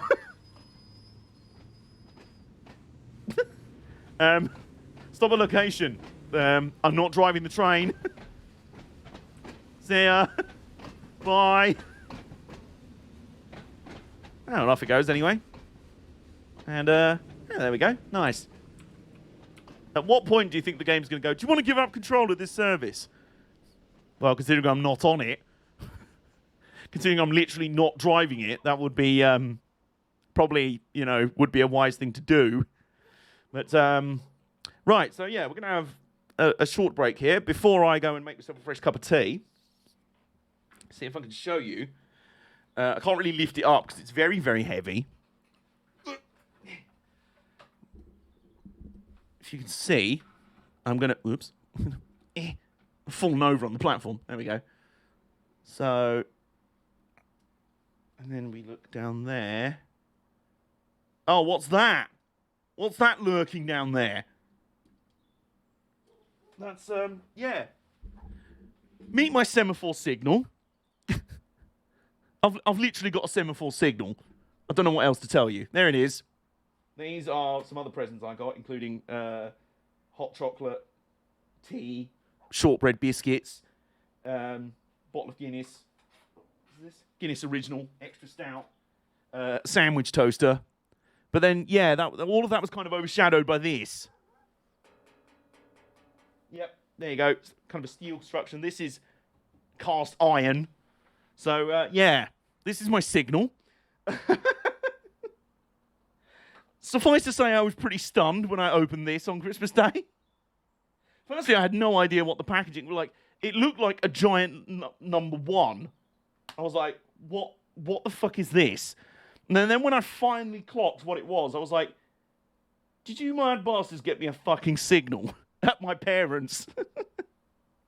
Because, yes, they are mad bastards, but I love them very much. Because, I mean, what? And, yeah, as you can tell, if you've watched any of my streams on, like, the West Cornwall local route, it's lower quadrant. The game's still playing itself, by the way. It's doing a NASCAR 21. It's lower quadrant, which means, so it would have been, what would you call it? Horizontal for stop. And the light would have been behind that. That's the only one of the few issues it has. The spectacle plate the red spectacle plate is missing. There's actually a crack in this one, which is the green one, although it's actually blue. But that was to make sure that when the light shone through it, it made a green. It looked green. So technically the glass is blue. There's a crack in this bit of glass down here, and this one was missing. But we've got a replacement on the way. It was a later edition that was made of acrylic because they used to replace them with acrylic after a while because glass broke way too easily. So yeah, it would have been in the sort of horizontal position for stop. And then it would have gone clink like that and down to green, and the light would have been behind that bit for green light. So we've even gone as far as identifying, or being able to identify, where we think it's from. Because on the underside of the, what do you call it, the blade, this bit, on the underside of it is printed some details. So you've got BR, British Rail, brackets W, Western Region, 1976, which is when it would have been installed. And then MM, which I did a bit of research. It seems that's a code for a signal box. Now, given that there was multiple signal boxes with MM on them, you narrow it down because it's Western Region. So some of the others were like in the north somewhere. Or there was one that was actually in Kent. I want to say it was Walmer. Well, no, it was Martin Mill down near Deal and Walmer down on the coast, on the southeastern coast. So obviously it wasn't going to be that one. And then we found MM could stood for Morton in Marsh, which is out in sort of Gloucestershire or Oxfordshire, around there. And to this day, it still has semaphore signals and a signal box there on the platform. So we think this is where it came from.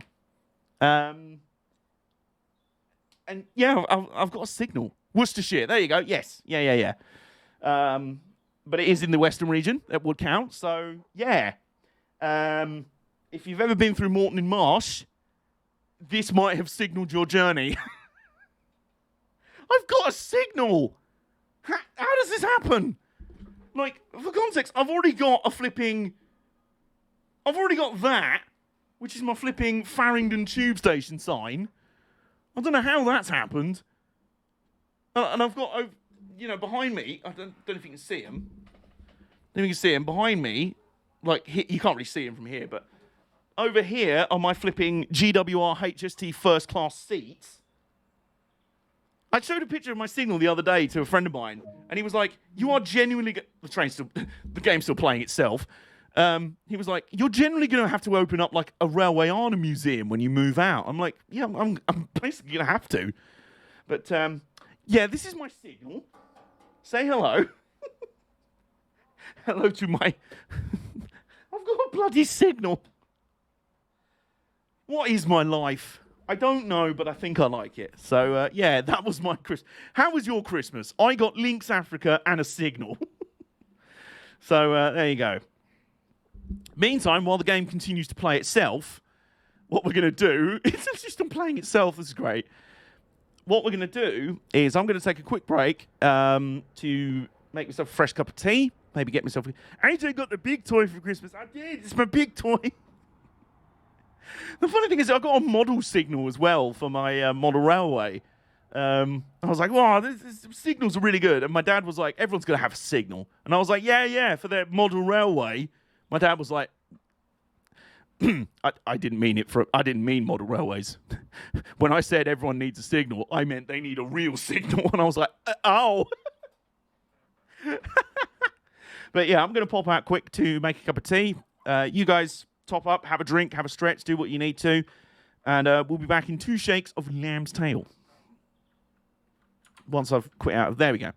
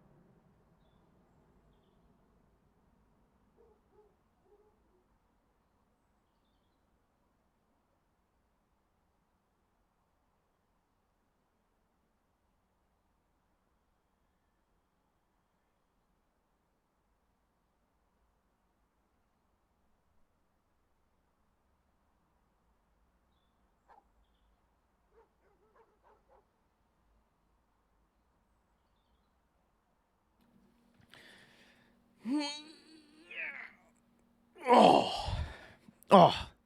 Thank you for that stretch hitch. And we're back. Just budge the camera. There we go. That'll do. Perfect. And, yeah, the game is still playing itself. Our train's now at Smallbrook Junction, apparently. The train that I'm not on. Bloody autonomous trains. This is what the RMT warned us about. Anyway. Man menu. The robots are taking over. Oh my god. And the important thing is, I have tea again. It is piping hot and it is lovely.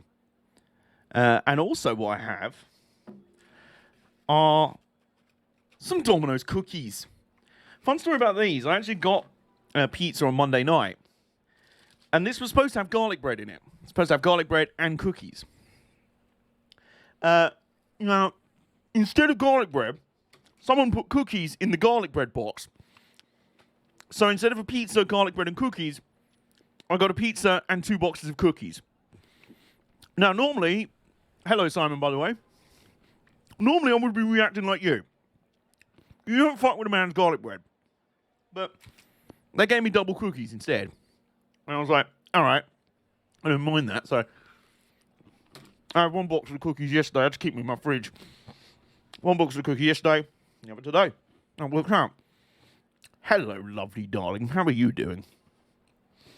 Anyway. Welcome in, welcome in. I would be very sad for no garlic bread. To be honest, Domino's garlic bread is like, it's alright. And parts are silly. You're legally obliged to. You have to. The honor of your people demands it. Alright, so we've just well, we did a training run on the Isle of Wight Island Line. We have just ran a complete north to south service from Ryde Pierhead to Shanklin. So now I'm going to go back the other way. I'm also legally obliged to like marinara sauce, and I hate all varieties of it. So, oopsie. Look, if it's meatball marinara, I'm here for it. Team Tamble. Getting this on time.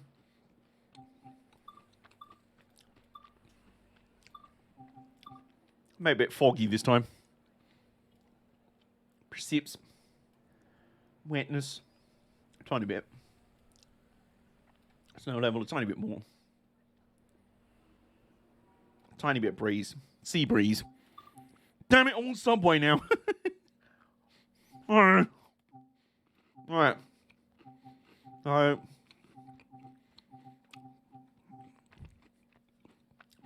What time are we at right now?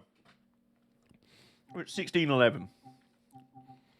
There's the 16:38 or the 15:50. That'll do. 15:50 service, Shanklin to Ryde per head. PA head. Yes. Oh my goodness, this is a bit more spoopy this time. Oh. My cookies, I've got my tea. I've got my train. Let's do it. Oh, look at that. This does look rather spoopy. And there's a little bit of snow. Aw. Things you love to see. Right, anyway, while that's happening. Master key on, master key lever. Can I actually have a seat to sit in now? There we go. Apparently I was just sort of leaning down. I was just kneeling down, like, I'm in my seat. Your seat's not actually down. It's close enough. Headlights, cab lights, not quite. Instrument lights, there we go, that'll do. Door in window, we'll just have it open a tiny bit. Ep max, reverser key in. Reverser to forwards. The brakes on there. So, yeah, that's our train set up. And we've got a few minutes to go. We've actually got like 30 seconds or so. So, insert the countdown theme here. I continue to eat cookies. Now take some nice artsy shots of our train here at Shanklin. I'd love to see the haze branch in this game. That'd be quite good. It would also tie in rather nicely with like the Southeastern High Speed. They've just done the Chatham Main Line again in Train Simulator, which I will play it. That will be the next one. Once we're done on the Isle of Wight, I'll actually play that, because that's literally my home line. It goes to my home station. So there we go.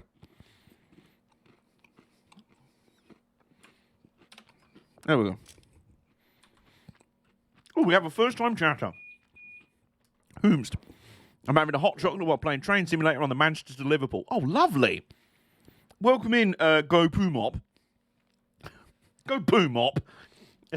Mop, go poo. Anyway. Right. Let's get the show on the road, shall we? Let's do it. And here we go. Toot.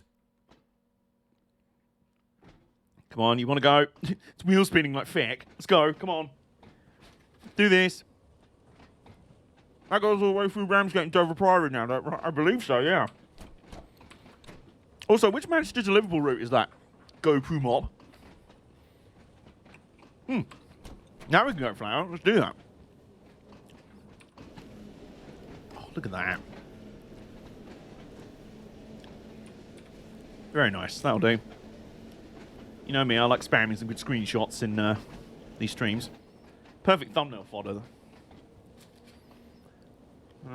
Yeah, okay.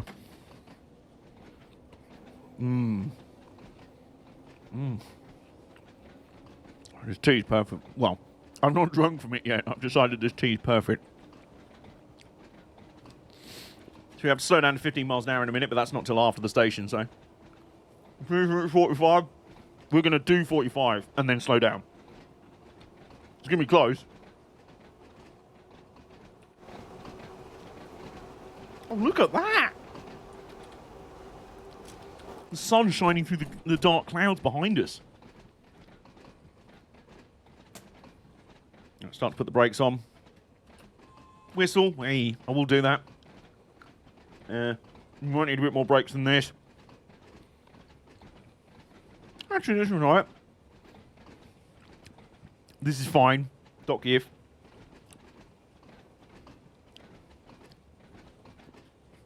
Clattering and rattling along.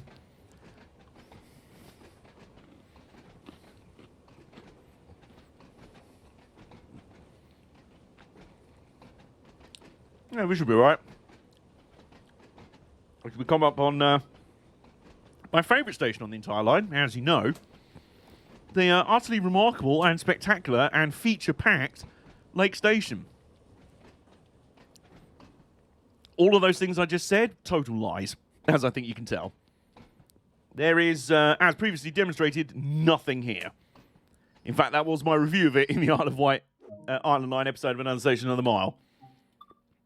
As we went, right, we're on the first stop on the line northbound from Shanklin, and we're at Lake, and there's nothing here. Literally, it is... Right, the only thing left here in the game is the ice cream, so we're going to get that. 6 out of 10 ice creams. We have some ice creams. We've got our Polaroid already. Shake it like a Polaroid picture. We've got our map. We've got our tickets. Well, we've got our ticket. There it is. There's the bus shelter imported straight from Brixton circa 1987 with about as much tags and smells of urine and broken glass. Oh, excuse me. Lockety doors. You are the first person to actually get my name. Oh, really? So hang on. What the... Does your name actually say Go Poo Mop? So, to be honest, that raises some questions. Who is Mop? And why do they need to go poo? Why do they need to do that? Had headphones off a sec because Dad got home and handed me Xmas gifts from my aunt and uncle. Oh, that's nice. Well, it depends what the gifts were. If the gifts were anthrax and... if the gifts were anthrax and some coal...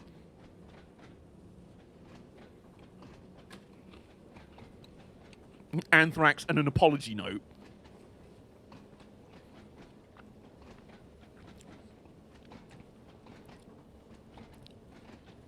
My favourite station on the E and G is probably Linlithgow. Is that the Edinburgh and Glasgow? One is a small clay incense stick holder, which is very useful to me and pretty. Okay, that's good. That's much better than anthrax. I feel like anthrax would be a less useful gift than that. Oh, whistle. Gladly. Toot toot. By the way, Simon, A very cute little train saying hello. Here we go. And the station is right. It goes a quaint town. Excellent. Oh, we've got to slow down in a minute. We've got a 15-mile-an-hour section. Woo woo. Hello, train. Yes, hi, man. The cutest little whistle. I love the fact that even modern tube trains on the London Underground still have that kind of whistle. Lovely. It's very cute. Speaking of very cute. Where is he? Right. I'll wait until we stop at Sandown. So you actually need to slow down a bit more. There we go. Perfect. And we're going across this side now. Which means I might be able to make a break for... Actually, do you know what? Going for it.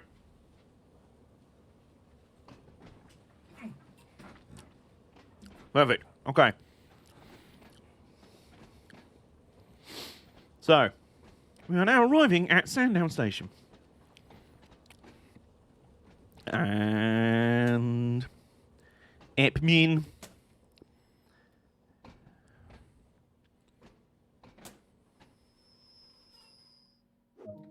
There we go. So, while we're here, let's quickly put the seat up, go out the door, get on the floor, everybody walk the dinosaur, get our Polaroid, shake it like a Polaroid picture. I believe that's all. Oh no, ice creams. Hey, so we got 7 out of 10 ice creams and 6 out of 10 Polaroids. Cat jam. There's some flowers there. That's actually accurate.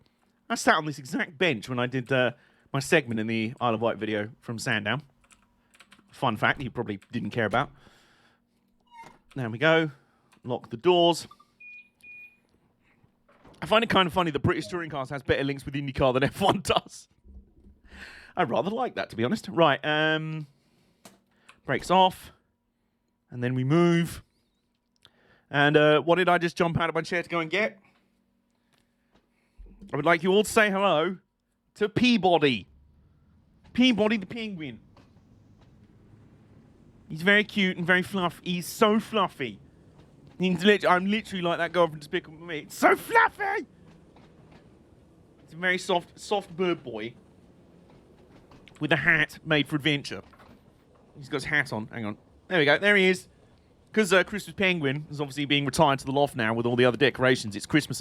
Christmas is over, so Christmas Penguin can't be around anymore. Hello, penguin friend. He's very cute. He was named Peabody, by the way, by my mom.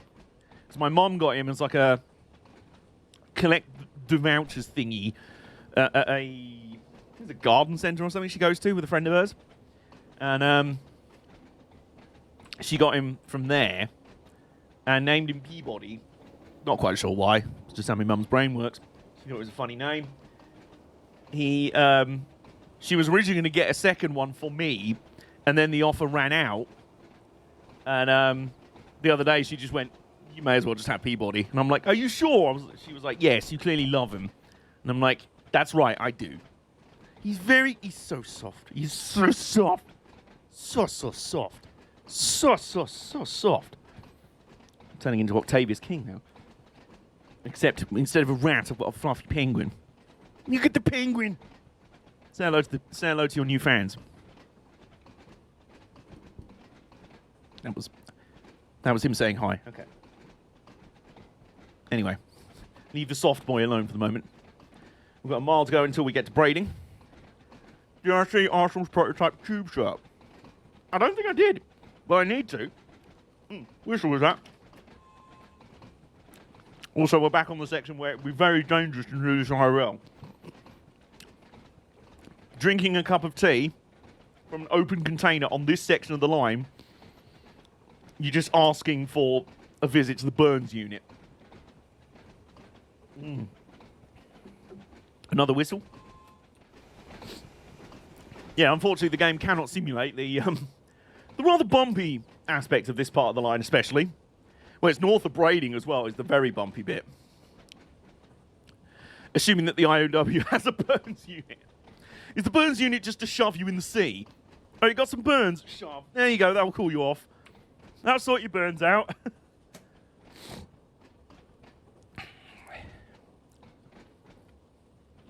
the Mr. Burns unit. No, it's probably across in Portsmouth. No, you're right. Oh, there's an actual... I would take the penguin over the rats. Look. Octavius's rattos are very cute. You can't really compete with the penguin, though, in terms of cuteness, can you?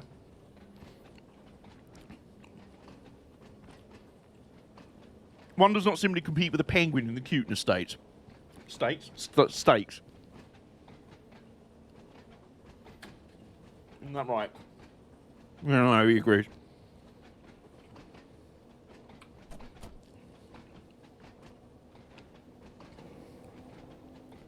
I've actually slowed down way too early for this stop. This is rare for me, okay? Alright, here we go. Here's the station. So,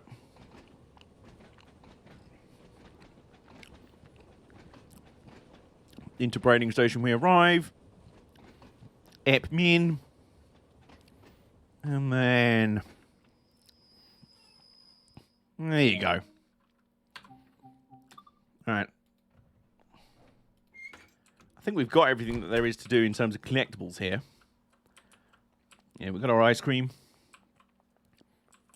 I will say it again, though. What a lovely... Where's Jeff? Wait, Jeff Marshall or Jeff the Growlith? Jeff the Growlith is still over there, by the way. He's about. So, yeah, this is Braiding Station. Very pretty, as I said on the run down here. Very like the station a lot. Oh, hello. No, it's only if there's a ticket actually on the board, I guess. It's like a scrapbooking thing, I would assume. All right. 2.4 miles to Smallbrook Junction, and we do have to stop it there. So thank you, game, for telling us that in advance. Jeff, the engineer. Oh, God, not the F1 game. Jeff 1. Jeff 1 2021. A lot of wheel spin. Here we go. Oh, that's a nice picture. And now we're accelerating. There we go. Be careful with sand bots. Into sand bottes. I see what you did there. It took me a moment. That was a bit cerebral. That was a cerebral pun right there, but I got it.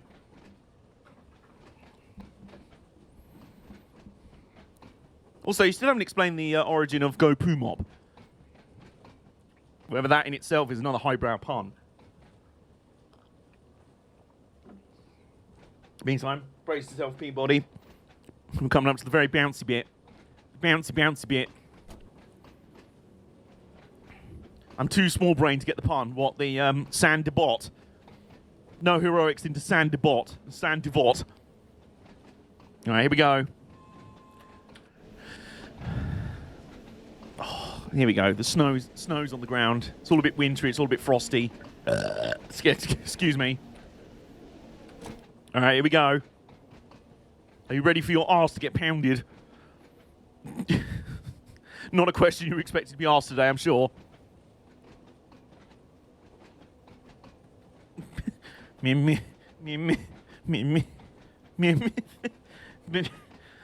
Bouncing along. Boing, boing. Boing, boing. Oh, blimey. Hang on. Pacer, but electric.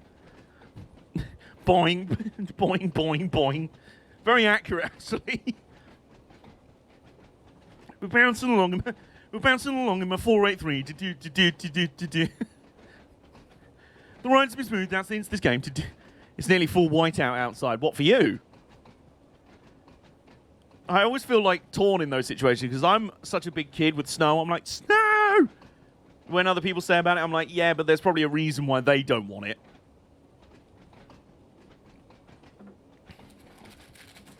All right. We're still on one throttle. Hang on. Nonsense. All right. We're not running behind, though. That's good.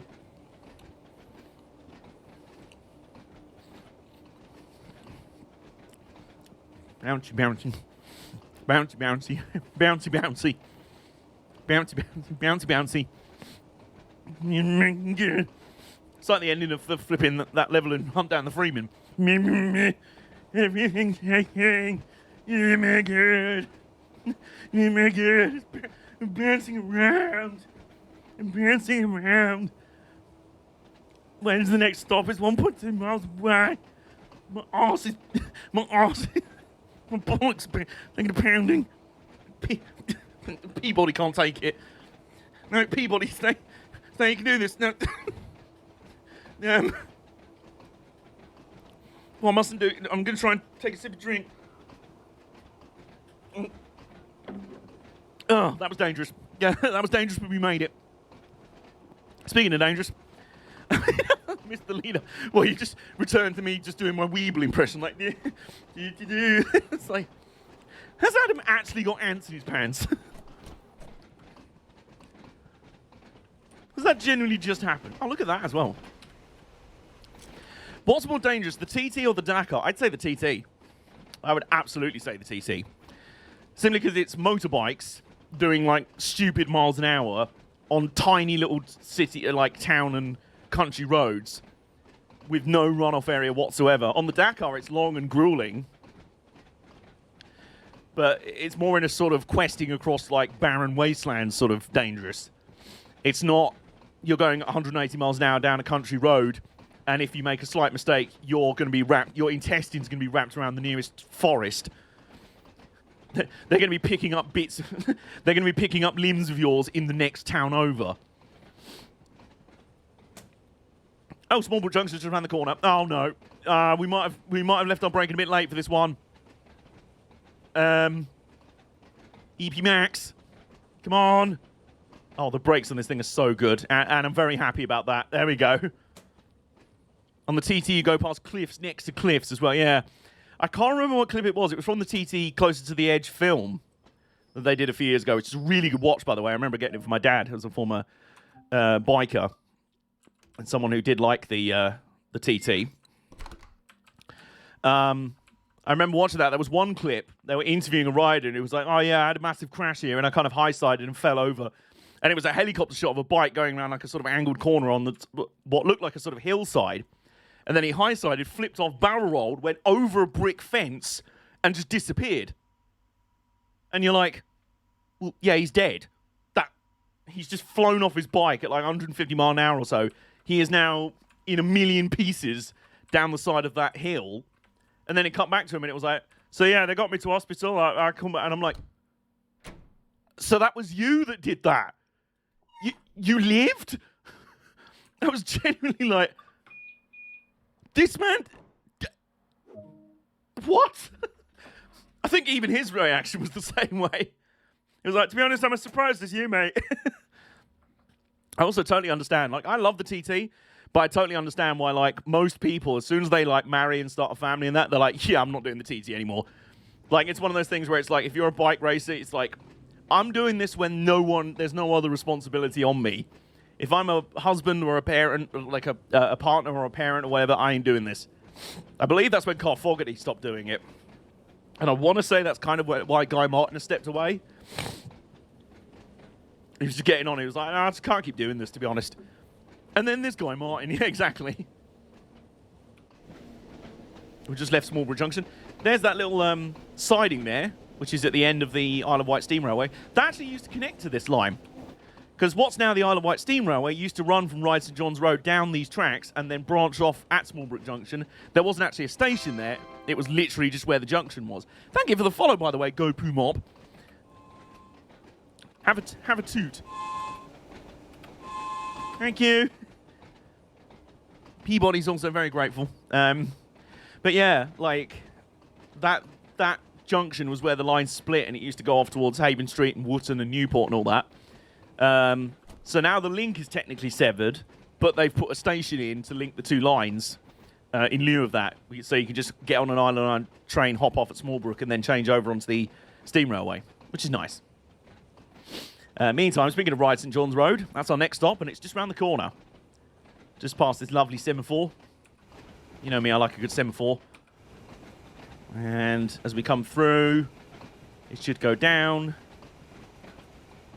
In a minute it will. There you go.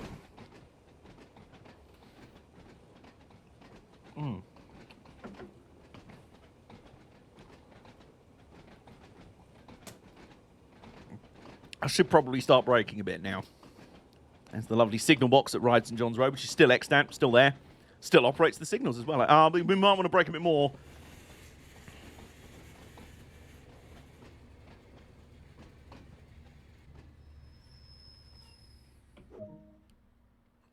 It's almost like I'm a pro at this. I'm not, but sometimes I pretend. Sometimes I successfully look like I am. More fluttery beans, more nice totems, a map. So that's 8 out of 10 maps, not 8 out of 10 cats. Ice cream! 8 out of 10 ice creams. I'm just having a look around for the missing. We got the Polaroid over there. That was the first collectible we got on this entire line. So there must be a couple more. Put Guy Martin on the F1 code so he can have a Northern F1. I'm down for that. I can listen to Guy Martin talk all day. Also, Guy Martin might be my hero for actually driving and entering 3 Trabants into a race at Brands Hatch recently that I was there for. I've got a telehealth appointment in 20 and want to go say hey. Excuse me. Want to go say hey to someone before that starts. Have a lovely rest of your stream. Hope that will go smoothly for you, darling. I will catch up with you in a bit, probably. Have a good as rest of the day as possible. Peabody. Send you a big hug as well. And the train, as for the train gives you a toot. So there you go. And another train's just arrived in the station. But we got to go. We got to go because we got to be at Ryde Esplanade in T-minus 2 minutes. Woo, Japan. I know, right? Yeah, we were there. Stephen, you were there. We were there for that amazing moment. The 3 Trabants that were so slow, they were 10 seconds behind the field by turn 1 on the start. They were being lapped every other lap by everyone else in the field. And bearing in mind, this was like a production touring car type race. And they were so slow that they eventually got black flag because they were actually a safety issue. Like cars, like even like mid-speed cars were like closing up on them with like a closing speed of 150 miles an hour. It was genuinely like me and the LMP ones with the go-karts on Project Cars 2. Same kind of energy. And apparently on the TV, I didn't actually watch the episode of the TV show where he talked about building the Trabants. Apparently in the end he was like, I don't think I really like that. I'm like, I'm not surprised, mate. You were doing 12 miles an hour. You just spent the entire race like flipping Jeremy Clarkson in the P45 on the motorway. Just, man. Oh, I've got a weave on. Oh, lots of poo shot out there. But in Northern. So it would have been, a lot of poo shot out there. Now, the Trabant it is cute. Fortunately, spoiler alert, I have been testing for a sim series I want to do on a Assetto Corsa. Or I might drive in it, who the fuck knows. I have been simming, or testing, to put together the inaugural BTCC. No, not the British Touring Car Championship, the British Touring Communism Championship, where I found enough Soviet-era race cars, and just road cars in general, to actually make for a competitive field with some stringent BOP. Because if any series is made for balance of performance and equality of performance, it's a communist championship. We will have no decadent capitalist horsepower advantage here. We won't do that. No one's having aero testing. No one's doing that. Everyone shall be equal. Some may be more equal than others, but still. But yeah, there's some Trabant 601s that I found. Obviously race modified because they go faster than 12 miles an hour. They're a bit faster than Guy Martin's Trabant.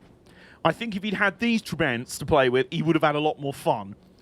But yeah, there's some Trabants, Moskoviches, Ladas, obviously Ladas. There's Gazes, Vazes, FSO Polonaise rally cars.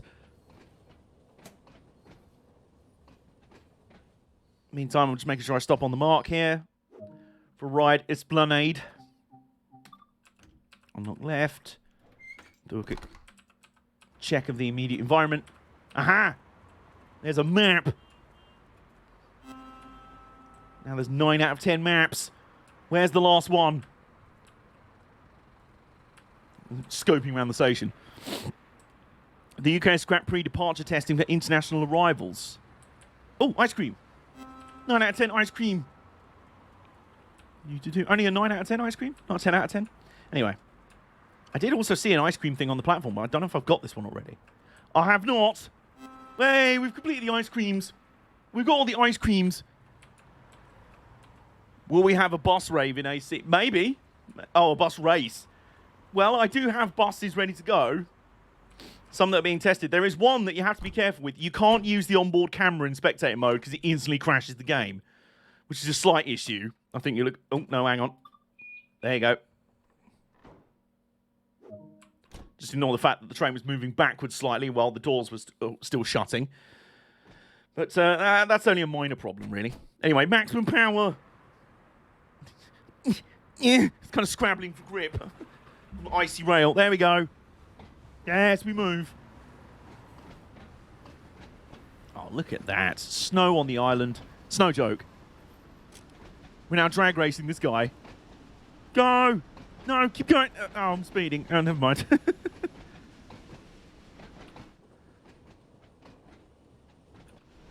Oh, look at the... Oh, look at that, though. The iconic Island Line view. Just a bit wintry, no. Because cottagecore, I don't know. Because we're actually in winter, so...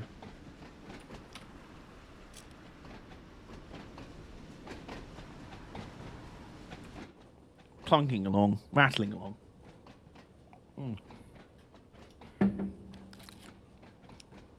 And up here is Ryde Pierhead. Our final destination.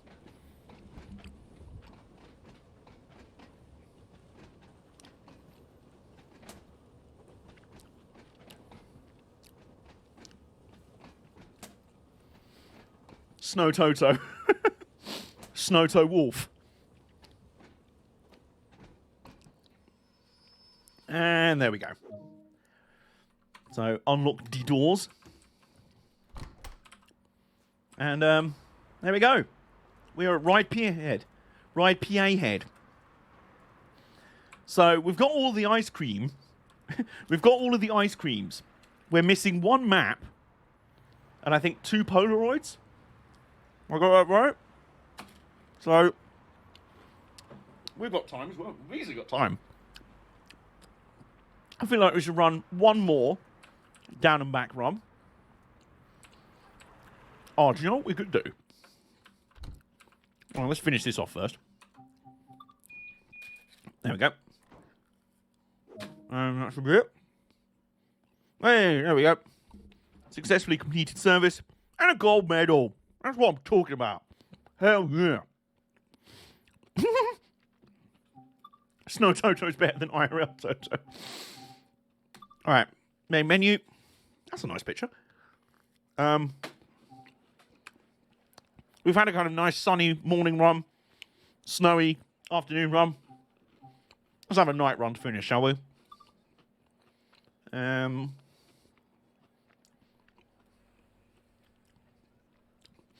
What we could either do...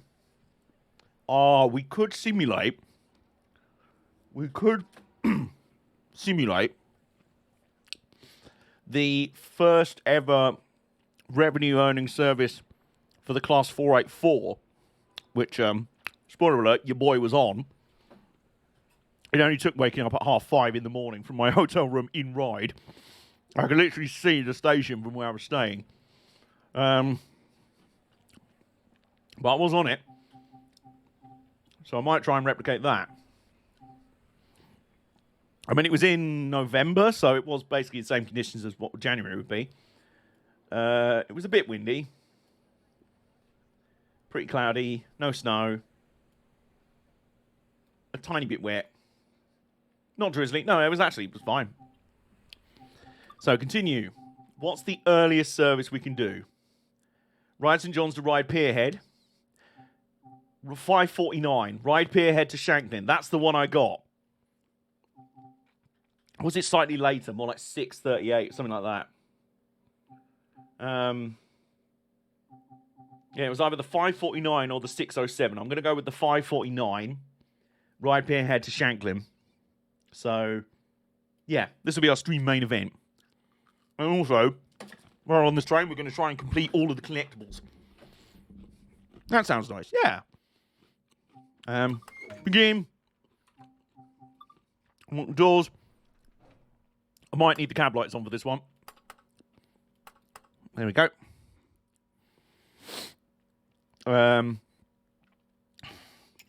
On. Oh. Master key lever on. Yep. Versa key in. Let's have a quick scope around. I think I've got everything on these platforms. Oh, look at this. Well, there's our train. Obviously, it's not a 484, but...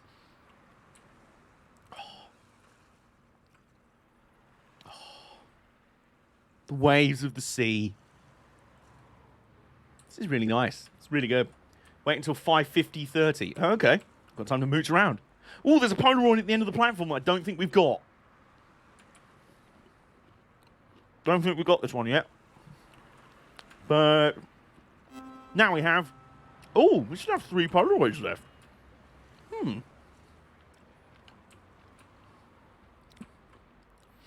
Yeah, this is quite the vibe. It was definitely an interesting experience.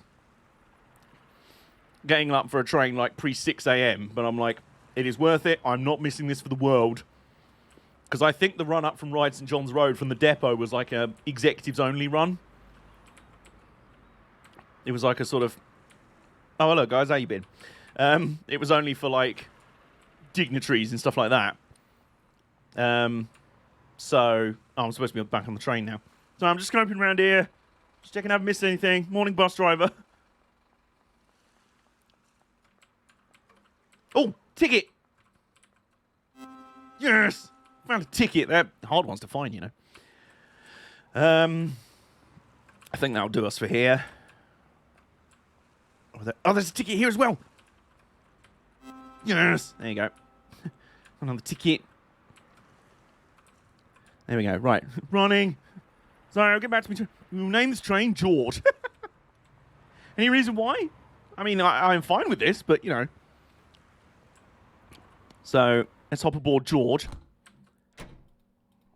There we go. Sit down. Lock the doors. While we're doing that, put the reverser into forward. You can decide at whatever last minute for the GCR. I'm not expecting anything, but I'm going to have fun up there either way. I hope you do, man. Honestly, I will see. It might have to be like a game day decision. That's kind of where I'm at a lot of the time with, especially between like being autistic and depressed and anxiety and things like that. It's kind of a bit of a pain in the ass because I feel bad. People are like, should we make plans? And I'm like, yes, I'm autistic. I should love making plans. Except I have no idea whether I'll have the energy come the time to actually fulfill them. Boss.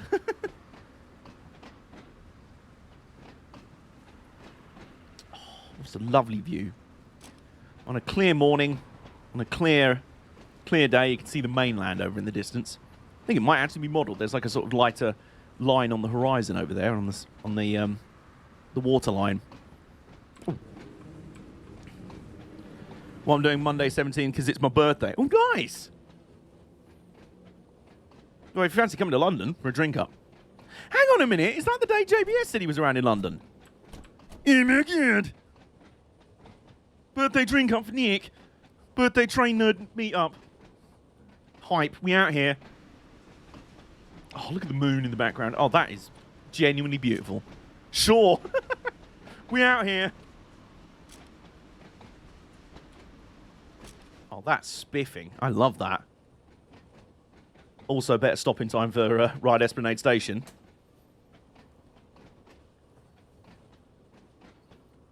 And coast it in, and bosh! There you go. I'm around in London that day. Hey, there you go. This could come together. I have to talk about this more in the Discord, I think. Right, so I know we were just at Ryde Esplanade, and we completed, what was it, the ice creams?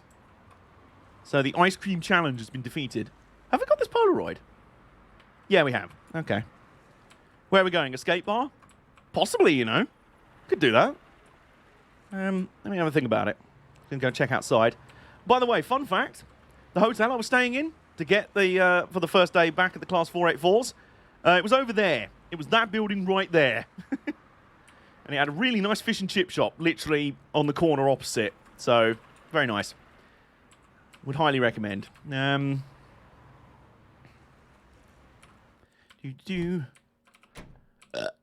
Excuse me. Lock the doors. Where's my bear piss? Sorry, Peabody. Right, St. John's Road, platform 2. Let's go.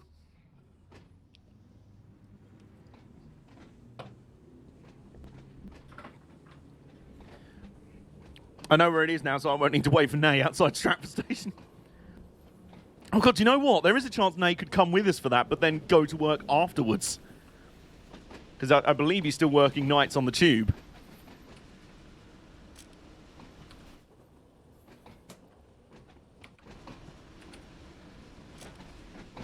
Oh, that was a moody shot I just sort of grabbed there.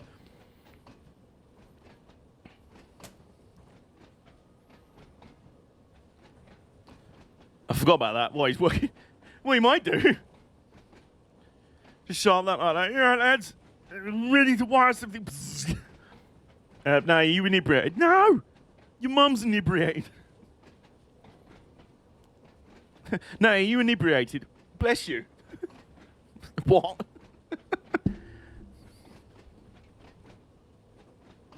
But yeah, we'll have a natter about it in the Discord. We'll see. We'll figure something out. And even in the darkness, there is still light at the end of this tunnel.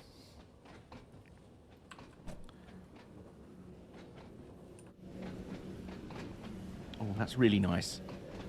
I have said it before so many times. One of my favourite things about the, especially the Trains and World games, has been their lighting. The atmospheric lighting. I just really like it. Excuse me, mate. You've not got your lights on. You've not got your lights on. I'm like flipping Alan Partridge now. Your fog lamps aren't on. Your fog lamps aren't on. There's no fog. No fog. You gotta feel me.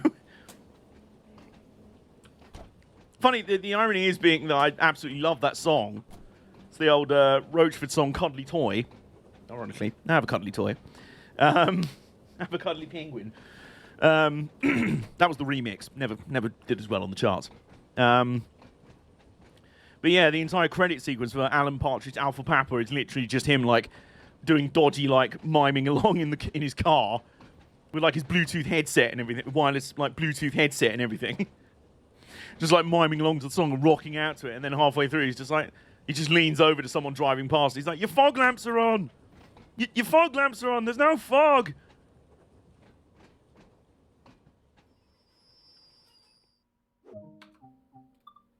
There we go. Couldn't have timed that any better. Now, is there anything I've missed here? All right, we've definitely got that Polaroid. We know that.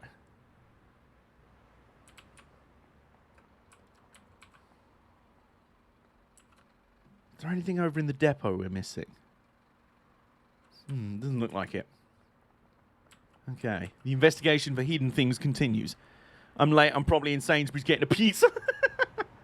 Valid, man. Like, oh, I've actually got a pizza in the fridge as well myself. It's whatever brand Ocado uses. But they're really good. Like, what is it about supermarket pizzas being, in some cases, more banging than takeout? And being, like, a tenth of the price? You pay £5 million. Like, I like me some Domino's. Obviously, man has just been having Domino's cookies on stream, not Spawn. But, you know, compared to the price you get, compared to what you pay for, like, supermarket pizzas and how lush they are a lot of the time, like, it's a deal. It's a steal. Domino's in Twitter needs to be out in check at... Was that a riddle there? Have I got to rearrange the words a bit there?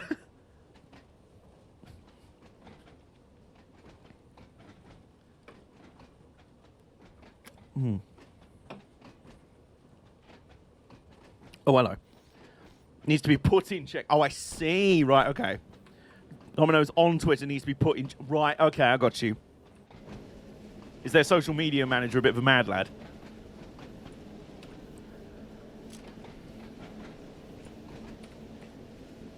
There we go, yeah. Okay. Right. Smallbrook Junction on the way. Now, we had this before. Go via location, Smallbrook Junction, but do we have to stop there? I'm going to guess yeah. What do you think, Peabody? What do you think? You think yeah, we're going to have to stop there, just be sure? Yeah, just be careful. Smart penguin. It's autocorrect. Yeah, I assume so. Our mod Super Mike has entered the chat. I'm looking forward to this gay, in all caps. What the fuck? I just wanted to write game. It wasn't just the fact that it auto-corrected game to gay. It was the fact that gay was in all caps. I'm looking forward to this gay. I'm like, thank you. That's very kind of you to say. I'm flattered. Right. Oh, yeah. Okay. So, rattling along in my 483. So now we're going via location. I'm now coasting just in case we do have to stop. We do have to stop. No, we don't. Go via location. Okay. You see that, Peabody? They tricked us. There will be no Smallbrook Junction stop this time. Oh, look at the old lamps and everything. Look at that. Steam railway over there.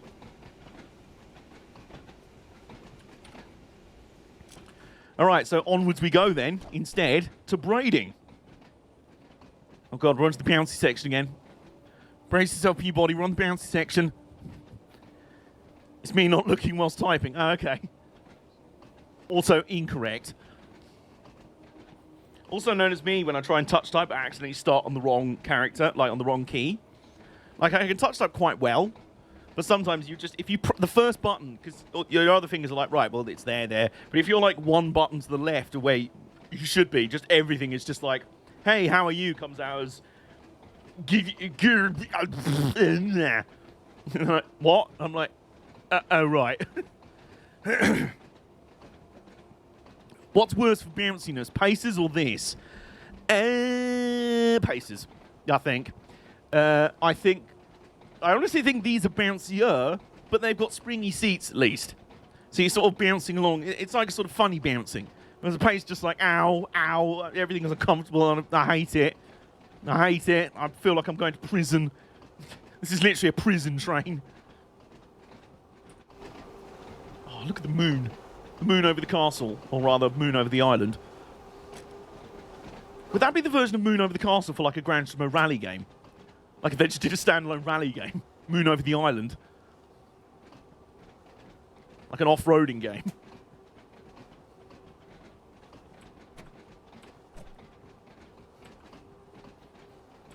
The bouncing's still happening. The bouncing quite a lot. The bouncing. The bouncing. Oh shit. Peabody's gone again.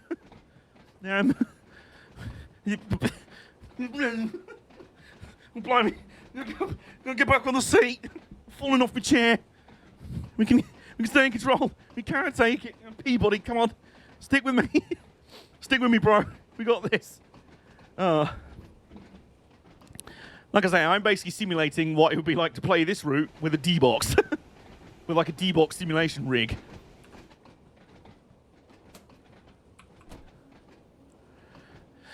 Which, funnily enough, there's a British rally driver called Louise Cook, who I've recently stumbled across her channel on YouTube. She's a real-life rally driver. She's also, in the pandemic, been doing sim rallying, mostly on Dirt Rally 2.0 and WRC10. And she's got the full-on, like, sim racing rig. She's got, like, the, like, multi-screens, the panoramic screens. She's got the D-box rig. Last place where I rode was with the Riva Trains Wales. Now, the fucking what? Transport for Wales is what I meant to say. So we do actually have to do a hacking slowdown in a minute. But yeah, her channel's really good. And I mean, she wheels, like, she's one of those, like, rally driver where you're like, you are a proper rally driver in that I'm shitting myself watching you drive. I have no idea how you are driving that fast. I have just shat my pants and I'm just watching you.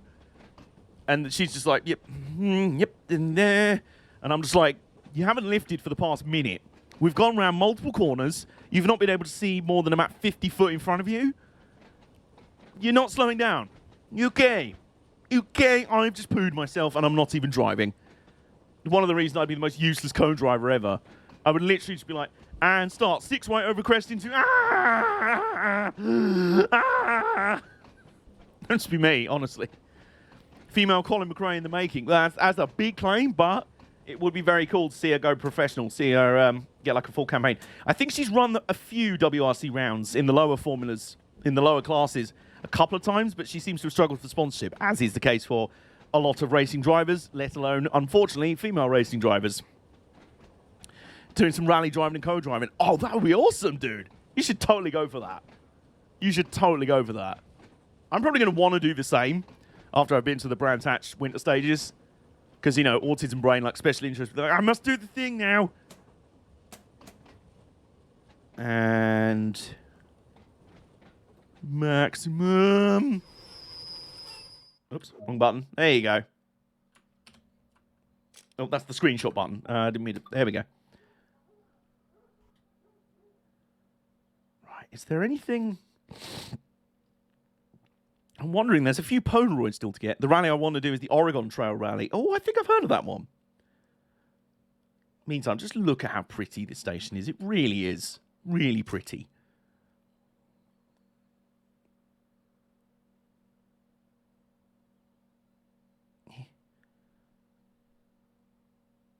There we go. That's what, okay, it kind of glitches out on the lamppost. Look, right. Stop at location, Sandown, platform 2. Let's go. Speed! Take the brakes off, yep. Because the American Rally Association license for a single event is like $50. Oh, yeah. Also, I can't remember what they're called. I found a really good YouTube channel from a American rally school. And it goes through all of the, like, basics. It's like, intended for folks who either want to learn how to be a rally driver and or want to just compete off their own back. Like, hey, here's the road car you want to build to go rallying, which is what has tempted me when I... Dirtfish. It's O'Neill's, I think. It's not Dirtfish. I think it's O'Neill's. Very cool. The presenter guy that does it, very cool guy. Nice to listen to. And it's them who persuaded me that once I finally get a car, eventually, my first one probably will be an early 2010s Ford Fiesta. Because, hell, they were used for rallying all the way up to the WRC in very tuned forms. They're a front-wheel drive hot hatch with plenty of spare parts available and can be made to go quite feisty and are really good for entry-level rallying. I mean, like, the junior WRCs still to this day uses Ford Fiestas. It's a one-make championship. I'm looking at a newish Fiesta. There you go. Yeah, the Fiesta's a perfect choice. And it's in that sort of bracket where there's so many of them around that they're cheap now, but they're still relatively recent, so there's plenty of spare parts for them. 90s, it's either that or my old fallback of the Toyota Starlet. The 90s Toyota Starlet, which I'm not going to lie, I did have the idea recently to do... You know how in recent years we've had the Toyota GR Yaris, which is still my bay. You know, in a dream world where I win the lottery, that's mine. You have the Toyota GR Yaris, GR Supra, GR86. How about in the 90s, the GR nomenclature existed? How about Gazoo Racing was the thing in the 90s, and they made the Toyota GR Starlet? So that's still a thing that I might do. The M Sport R2 is pretty cheap. Oh, yeah, I think I... Yeah.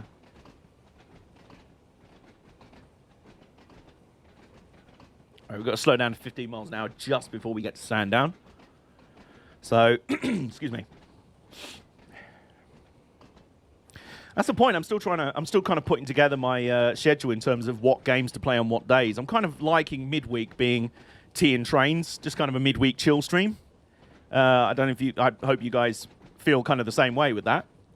But I'm also working out a day for specifically rallying, probably, because you know, I've got both the dirt rallies to play that I want to play. I want to replay Dirt Rally again, finally see if I can get into Dirt Rally 2.0 properly, and WRC 10. Plus, there's loads of other rally games from past and present that I want to go through. I'm like, I think I am now a rally fan for life. It's happening, .gif. I'd love to own my own full-on WRC car from the past. Wouldn't we all? Wouldn't we all? I mean, holy heck, that would be the dream. Richard Burns? Well, as in Richard Burns Rally? Yep. Oh, I tell you what, Richard Burns Rally is basically like the NR 2003 of rally games now. Like, it's had so much mod support. There's now a community, like, I think you can download a version of it. I can't remember what it's called, but it's basically Richard Burns Rally base game with tons of custom content and stages. All the modern rally cars, all classic rally cars. Like, the roster of cars in it is just ridiculous. And stages, obviously. Hang on, I'm just going to... Smashing Low Rally Evo? I've heard mixed things about that. If it's cheap enough, I might pick it up and just give it a play. And see what it's about. Unlock the doors.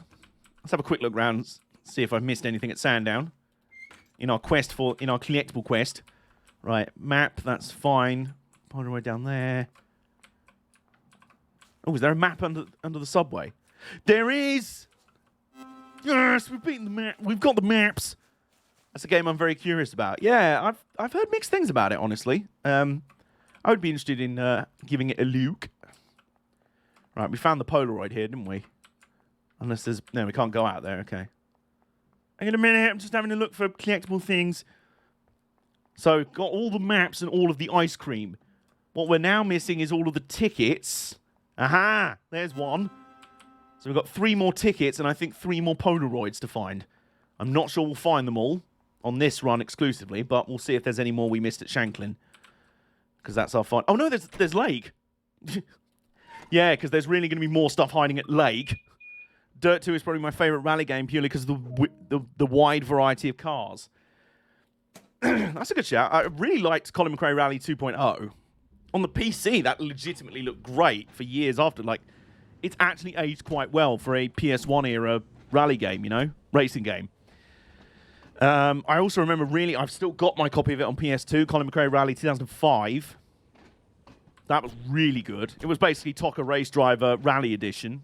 And how is that not anything other than an awesome thing? Whistle. Is that a whistle sign? I can do that.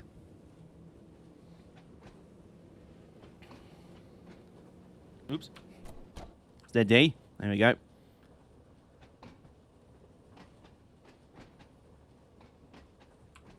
Oh, was that the speed limit going up to 45? We've got 0.6 miles to go until Lake Station. Can we hit 45 miles an hour before we get there? And stop again. WRC 2 Extreme is one of few games featuring Colin's brother Alistair, the Ralph Schumacher of World Rally history. I did a meme in the Discord. I'm sorry, I did a dump in the Discord. Oh no. I did a meme in the Discord. Oh, again? Really? Have you got to clean it up? Look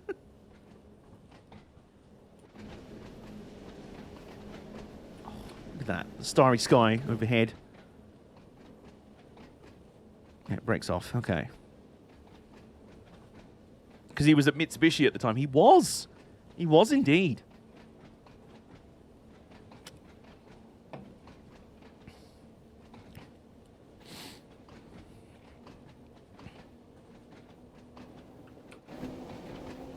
Oh, sudden burst of acceleration. Was that also a sexy viaduct moment? Well, not sexy viaduct. It was just a bridge, but you know what I mean.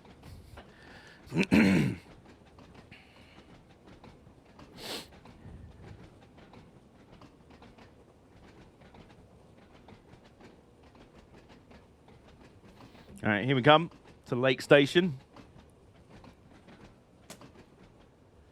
EP hold. Might need a bit more than that. EP min. Oh, we're going to need a bit more than that. Oh, we're going to need exactly that. Oh, yeah. I know what I'm doing. Mostly. And then we go out here. Yeah, I mean, there's nothing here, as I've stressed multiple times. But, you know, just in case they fancied, like, hiding something else. And because everything comes back to the Northern City Line, the 38 stock ran on the Northern City Line. Yes, it did. I'm disappointed I didn't manage to mention that in the video itself, but we move. Someone else mentioned it in the comments. Actually, it was my good friend who I did the Northern City Line video with, John Rodney Jones, who is currently, as we speak, on his way to becoming a fully licensed tube train driver on the Piccadilly line, which is awesome. So if you're ever on the Piccadilly line in the future, it might be him driving your train. Just be thankful it's him rather than me.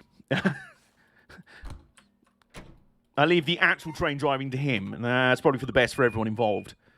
But yeah, he mentioned that in the comments of the Island Line video, and I marked out that.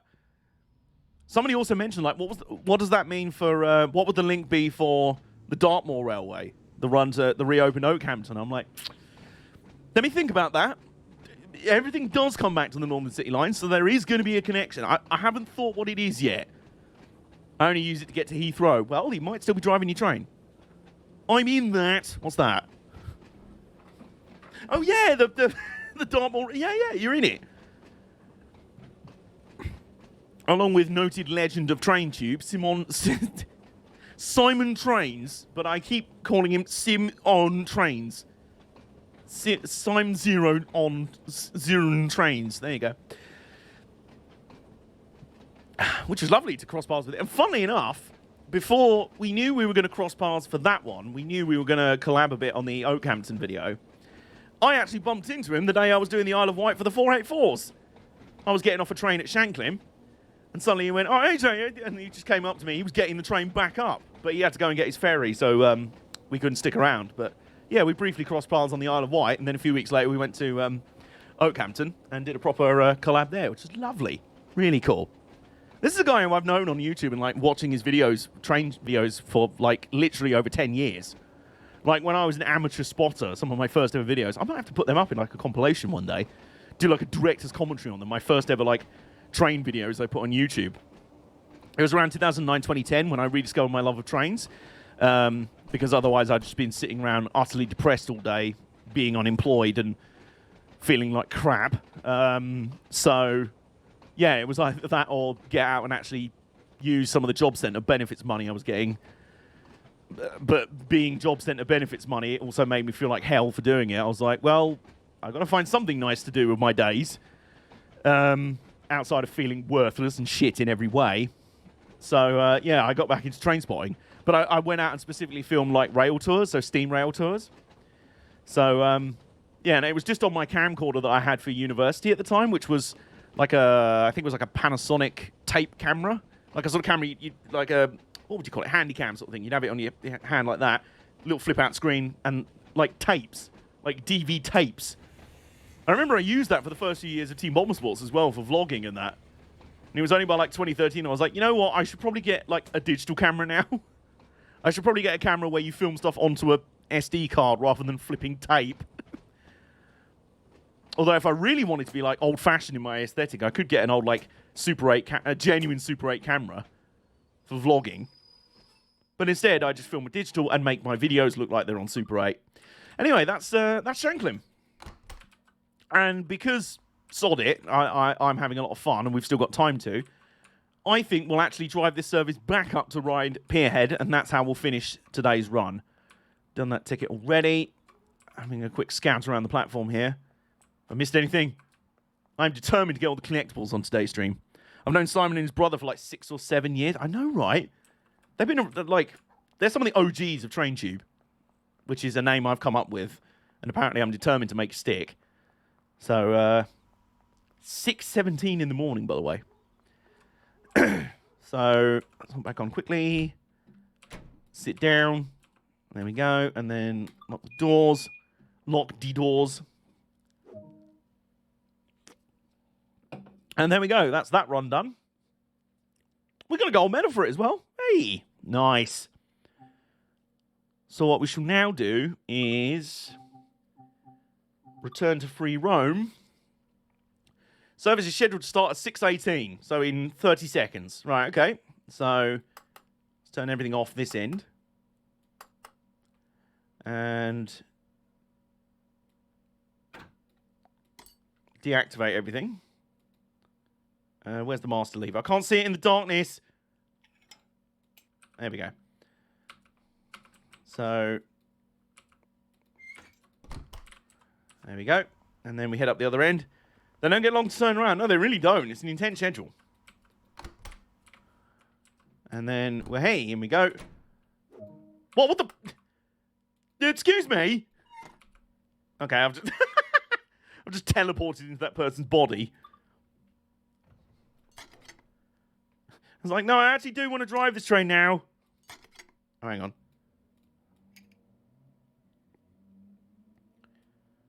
Master key lever on. Forward 1. Forward 1.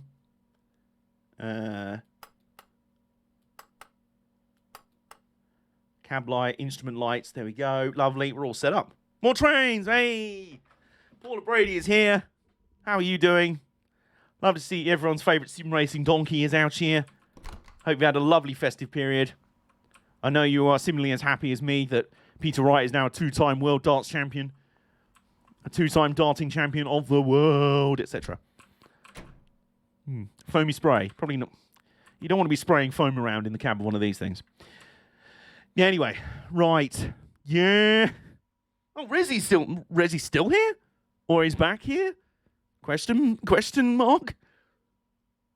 And also, Paula and Rezzy and everyone meet Peabody, if you hadn't already. This is Peabody the Penguin. He's so fluffy! It's very soft. So soft. So soft. Really, it's so bloody so lovely. Oh. Also, I love the fact that the last 3 championships have been won by non-English players. You know what? You know what? Especially given how much the English crowd at Ali Pali in London were chanting Scotland get battered everywhere they go. You know, in a year where the Scottish rugby team won at Twickenham and beat England in London for the first time since 1983. And in the same year, the Scottish football team pretty much made the England team look pretty embarrassing and arguably should have won at Wembley in London in the Euros. And no one, like, it was only because he was playing an Englishman in the final that Peter Wright got booed and got that chanted at him. He sounds English. He's basically English. I mean, he's proud to be Scottish, absolutely. But he's lived most of his life in Suffolk. Like, Majee, like, why are we... What?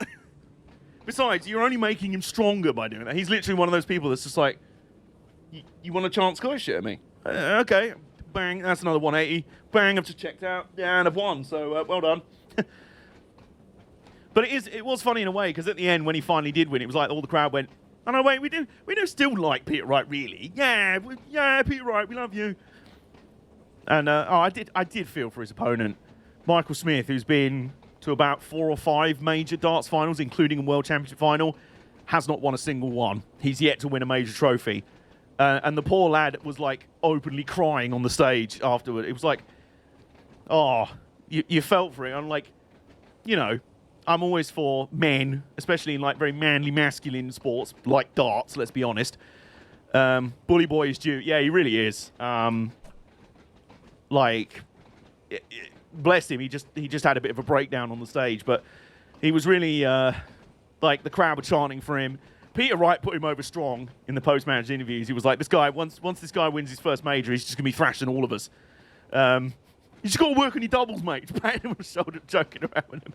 And poor Michael, he was like, you know, when someone's like trying to put on a brave face, and then but just inside they just want to cry, but then someone makes them laugh, and you're like, I really don't want to laugh right now, but that was quite funny. Thank you, I appreciate that. I'm still very sad, but thank you. It was very sweet. It was very wholesome. But yeah, given how cringy the anti-Scottish chanting was from the London crowds. Yeah, it's kind of ironic that in 2020, the World Championship was won by a Scot, Peter Wright, his first championship. 2021, it was won by Gerwyn Price, a Welshman. And then this year, it's been won by Peter Wright again. So an English player hasn't even won it for, well, at least the last 4 years. Who won it before? Before Peter, it would have been 2019. Who won it then? Was it Gary Anderson? Or Michael van Gerwen? Trying to think. Neither of which are English, by the way. I know 2018 was definitely won by an Englishman because it was Phil Taylor's retirement tour. And of course, he made the final in his last ever World Championship. And everyone's like, here we go. It's going to be the perfect send-off. World Championship number 17.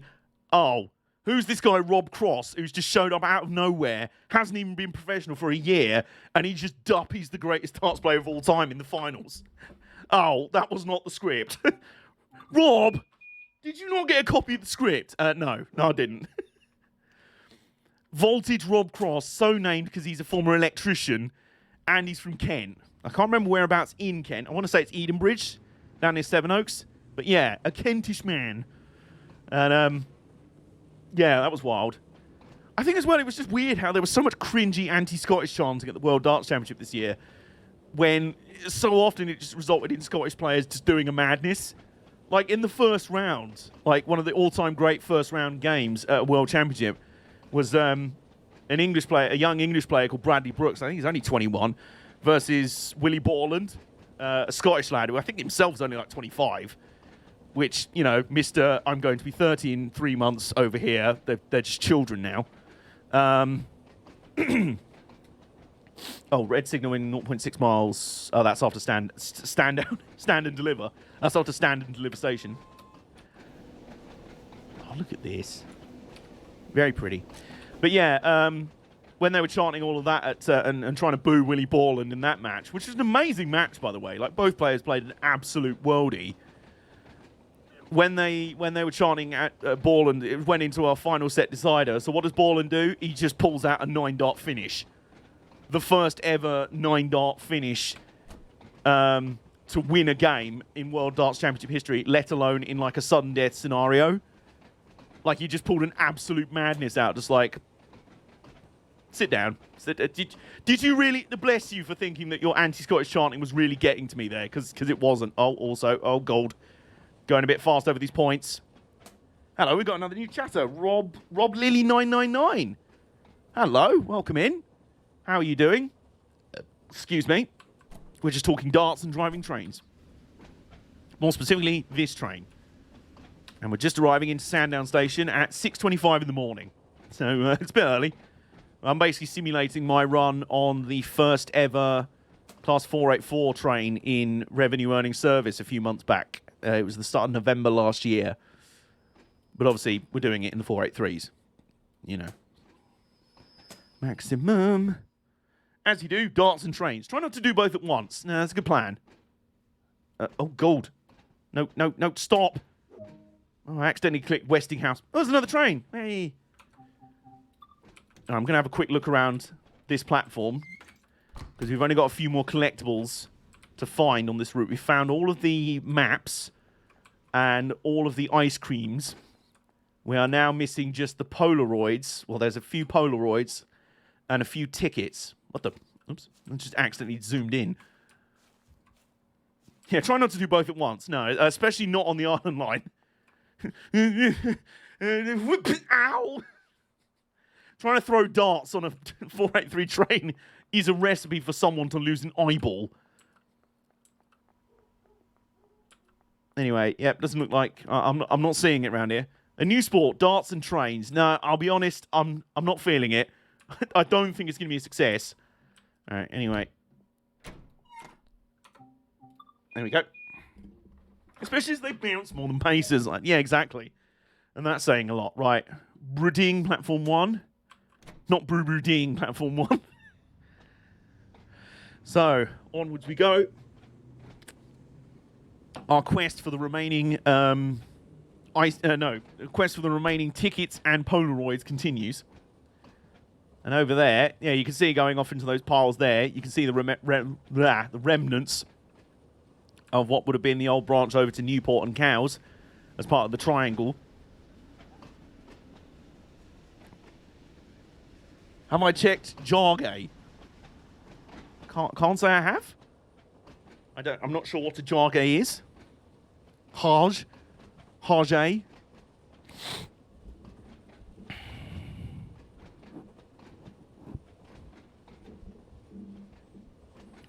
Oh, we can speed up now. Let's do it. Now we're into one of the really bouncy sections. I won't simulate it this time. I think Peabody will throw up in a minute if I do. What about darts and cars? That to be some pretty big... Oh no, what, as in using cars as the darts? Oh, the guy on Shanklin Station, the old station master. No, I don't think I have.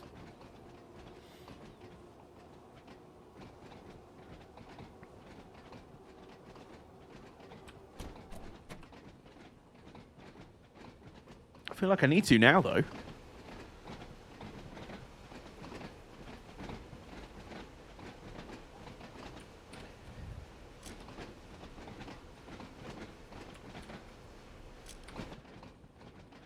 Trundling along.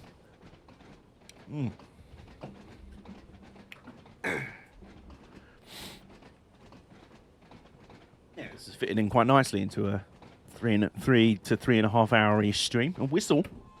I can do that. How about a large spike on the front of the train and a huge dartboard on the buffers of Shanklin? You know, you're getting somewhere. You know, I think Sky Sports could really be interested in this. Yes. That'd be a hell of a way for Heritage Lines to earn some extra revenue. Tube darts.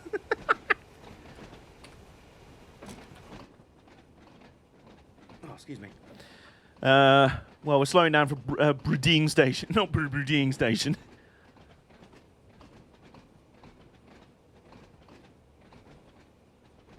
The 20-mile-an-hour speed limit's only after the station, but we should probably still be slowing down anyway.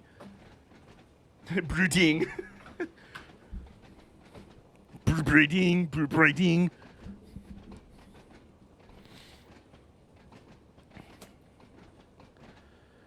Do.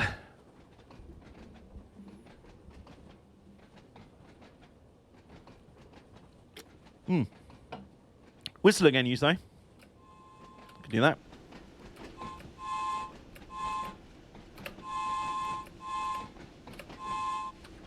A little bit of a spongy response on the horn buttons in this game. App horn. What's the tea of choice? Yeah, that's a very good question. I'm trying to remember what actual brand it is. It's just, you know, regular tea. You know, your standard breakfast tea. Which really confused me the first time somebody said, oh, do you just want some breakfast tea? And I'm like, it's 3 in the afternoon. This is not breakfast. What are you going on about? No, it's just what we call normal tea. Yeah, all right.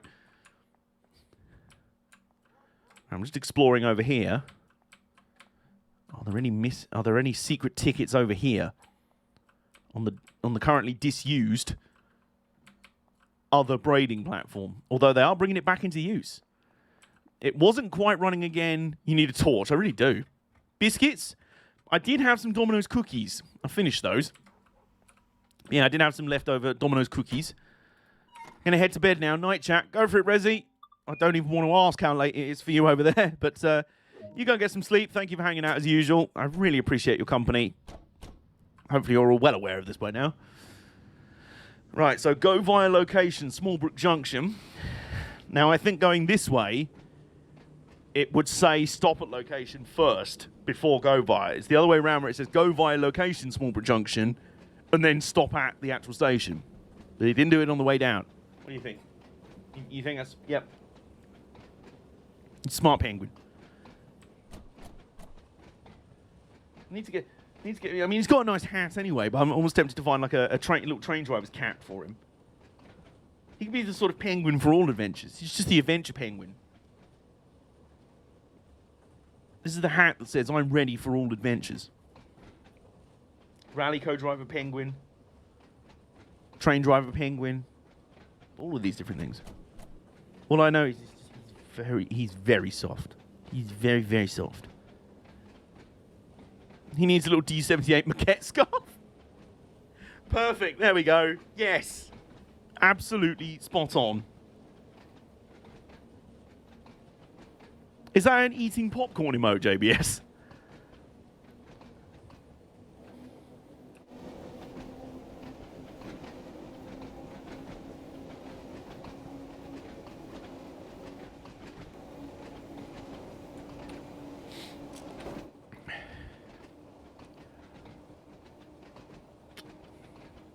$1.9 miles away.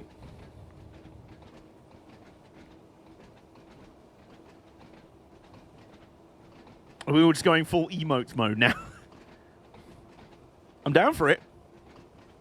Give me walls of your best emotes that you have.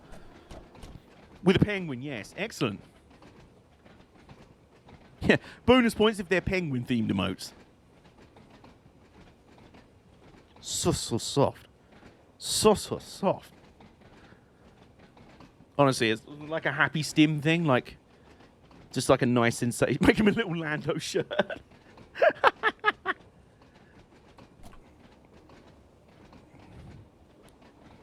Oh yes, what? A little Lando shirt.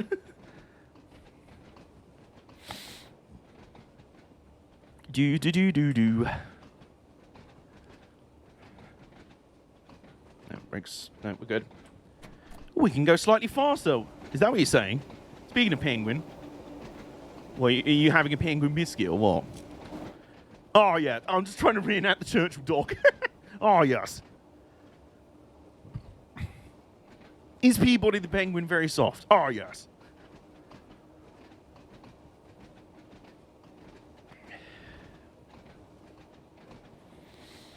It's a mile away from Smallbrook. What's my favourite colour penguin biscuits? The regular red ones, I guess.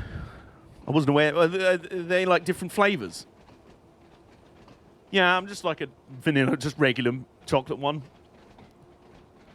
I'm not a fan of like chocolate orange or things like that. Mint penguins. Yeah, I could flex with a mint penguin. Do they do white chocolate penguins? Do they do white albino penguins? Don't worry, I wasn't saying about eating you. You're a bit too fluffy for that. What?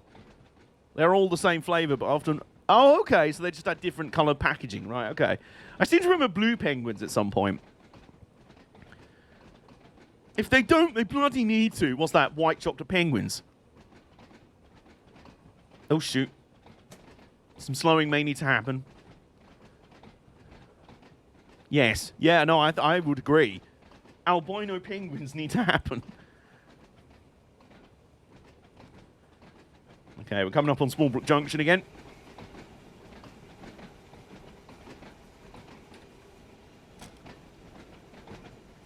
Oh, that's a nice angle. Very nice. Okay, so there we go.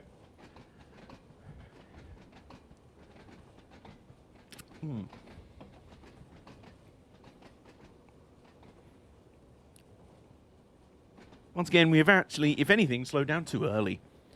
But, you know, I'm okay with that. We do actually have a red signal the other side of the station, so just keep an eye on that. Just trying to look through Smallbrook Junction one more time. Oh, there's actually people on the platform. No, I'm not stopping here. I'm not supposed to stop here. We've climaxed too well. Aha, now we've got a green signal. That's fine. Excellent. Okay. So, in just under a mile, we'll have to slow to 20. That's okay. That's because we'll be stopping at Ryde St. John's Road.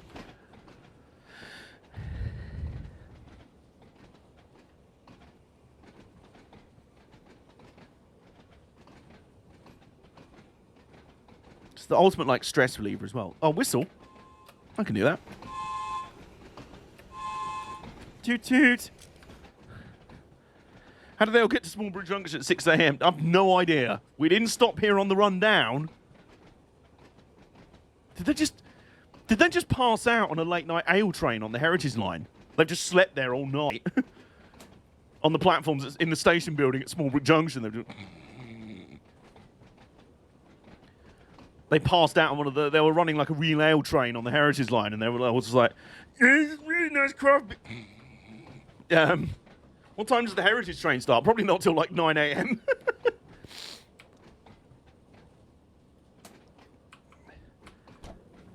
I've climaxed a bit too early again. It's something I generally don't say. It's something I never say. Why are you looking at me like that? Stop looking at me. Shut up. Anyway.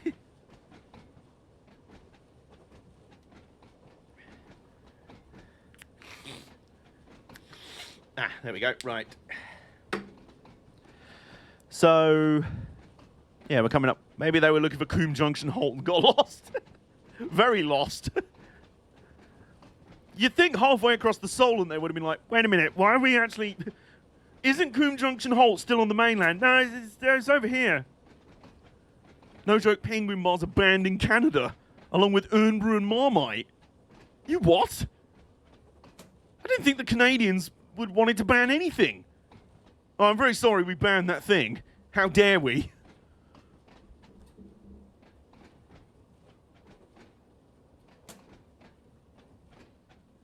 Timmy Horton, why?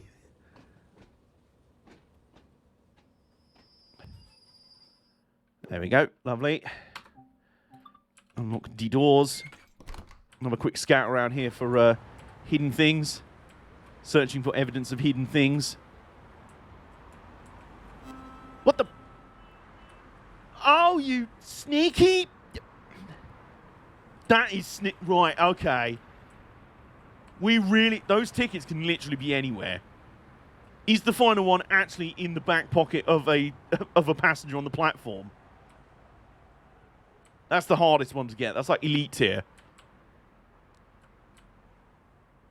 Excuse me, have you got the last ticket?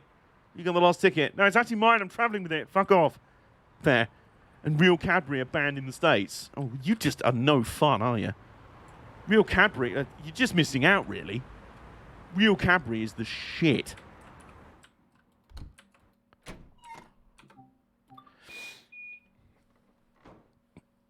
Also, I wish the Tim Hortons in Western Supermare would hurry the fuck up and open. Man's got to get his snacks. Man's got to get his comestibles, you understand? You feel me? Also, is that not a great word, comestibles? I need my Timmy fix. Yeah. Nick Jimmy Vollmer out here. You did? You did? You did understand? I need my Timmy fix. I need my Timmy fix. I need my Timmy. I need my Timmy. My Timmy Hurtens mix. Yeah, it's too for Guardians. Kinder Eggs because apparently choking has it. Oh, God. Oh, no. Real Cadbury because Hershey's has exclusive rights to sell Cadbury in the States. Well, bollocks to capitalism, then. That's just another reason capitalism sucks. Kinder Eggs is apparently choking has it. Yeah. It's banned because American parents are less intelligent than European. Well, that is saying a lot, given I have seen some parents here in the UK. There are parents in the UK who are also anti-vaxxers, so that's setting the bar pretty low already. Speaking as a mother. Speaking as a dumbass. Kinder Eggs because the plastic eggs in the middle can be used to smuggle stuff in prison. If that's genuinely the reason. That's both the dumbest thing, but also the most amazing thing. Just like prisoners in there. Just like prisoners inside. Just like, have you got my key of Coke? Yeah, hang on. I've got you a Kinder Egg. Crack. It's half a key of Coke in here. You smuggled in a knife hidden inside a Kinder Egg. And we all know how Hershey's taste. Well, I don't, but enlighten us. I don't think it sounds good. It doesn't sound good. Nothing about the US could shock me anymore. No. Just depress. Nothing about the US shocks me anymore. It just depresses me. Like the other day when I heard about the Let's Go Brandon meme. Yeah. Okay. Right.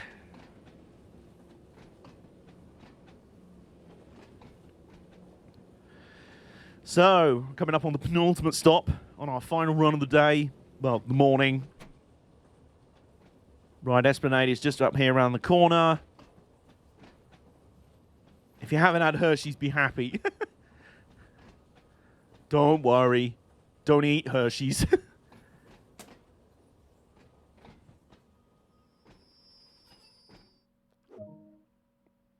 Unlock the doors. Oh, wait, the Esplanade. Yes, we are. Yes, Esplanade. Now, again, I'm pretty sure I've got all the collectibles around here, but now that we know it, tickets that can be hiding literally anywhere, I'm on the prowl now. I'm like, what the fucking tickets? You, do you know where the tickets are? Go find tickets. I'm like sort of like a sort of guard on crack. Where are the tickets? Where are the tickets? Tickets, please.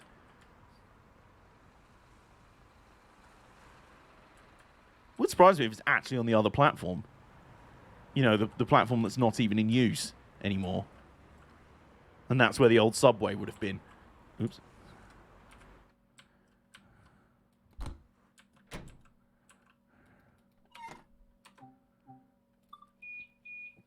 The USA has better steam and more old diesels running. Well, it's a bigger country. You're going to have more stuff. More stuff is going to be a thing.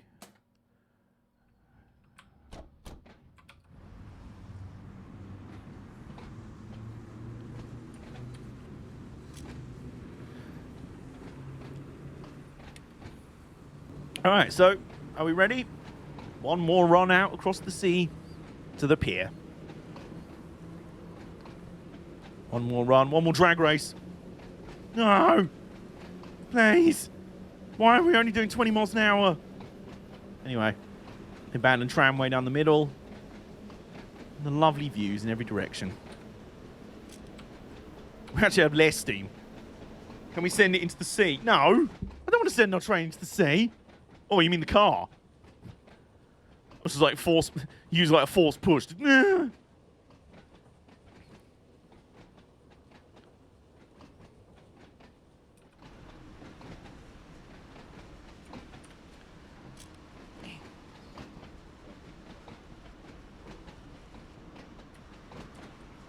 As for the old diesels, imagine if 47s were still running mainline freight.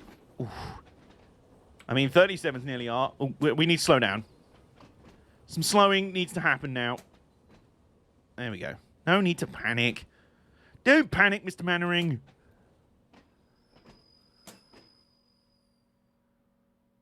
And right on the dot. Oops. There you go. Unlock the doors. And, yeah, we're back at Ryde Esplanade. I genuinely thought it would be the sun would start coming up by now. But, not to be. Never mind. Remember in the 80s, everything was Loco Horde or classic DMU. Now, just... Really, my entire aesthetic and kind of soul as a human being is a man that was born in the 50s, somehow stumbled into the 1980s, and I'm like, I'm okay here. I don't want to leave. The US did nearly steal Flying Scotsman. Yeah, they really did.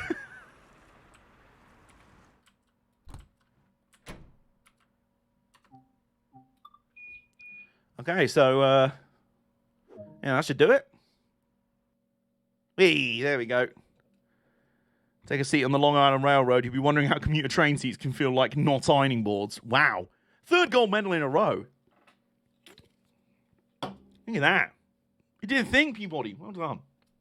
I don't know how you contributed, but, you know, just being like soft and cuddly. You clearly helped. I want to thank my family, my fans, and my penguin. Remember the day the sprinters and pacers arrived? I'd rather not, to be honest. Service is scheduled to start at 6:49. Okie doke. Well, we won't be doing it this time. We won't be running that service. So let's go have a quick look around. We have an A4. Which one is it? Is it Dominion of... Is it Dominion of Canada? Dominion of something? Trying to remember. Right, that ticket's already been stamped. The quest for the final missing tickets. And what was the other thing? Missing Polaroids continues. It may have to continue into another day now. Right, there's a ticket there. We've already got that. Engineering interruption. Oh, yes, Dwight D. Eisenhower. That's the one. That's the one. I'm just checking there's not a ticket stuck on the door there. The bus is still here.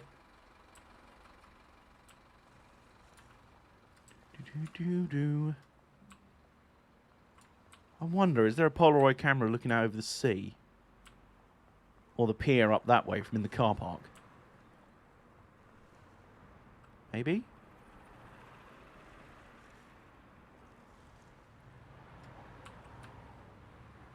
Doesn't look like it. Ah, yeah, that would make sense. Yes, there is. There we go. Hey, we found another Polaroid. 2 more of them to go. Let's not get run over by a car in the parking lot. Dominion of Canada is in Canada. Yeah, that would make sense.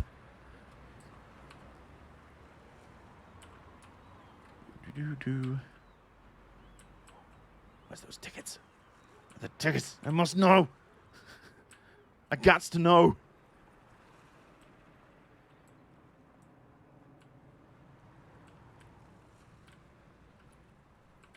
Okay, can't open that. Ice creams. No, we've got enough of those for the moment.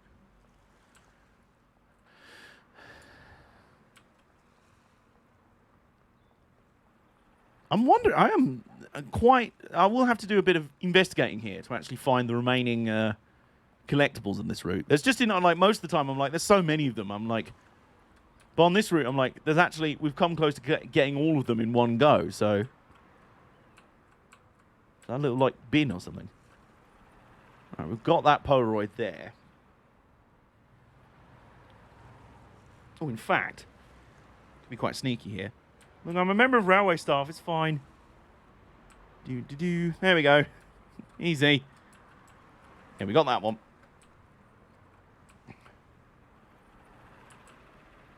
I'm just waiting for this train to end up playing itself. Be like, oh, you've got to lock the doors now. Oh, you've locked the doors. No, I'm not. I'm not even on the same station as the train. You know what's an underrated old train? The City of Truro. Yes! The steam loco that many claim was the first to ever go 100 miles an hour. Not the Scotsman. But, you know, that's a debate to be had. Unlock the doors. I'm not. I'm not doing that. It's doing it again. It's happening, .gif. But that's okay. And we'll see this train off. And then I'm going to make myself some dinner, probably. Oh. So, yeah. I'm literally about to start playing this route now. Hey! Well, if you let me know where the final 2 Polaroids and the final few stickers are, not stickers, tickets, do let me know, because they're bugging me. Also, the trains decided all of the lights should be on at once. Wasn't that a Kanye West and Rihanna song? All of the lights. Obviously, the 483s are actually Rihanna fans. You didn't know that. 6:50:30. Okay. Americans have a claim to 100 mile an hour as well with the 999. The emergency services train. Oh no, that'll be the 911.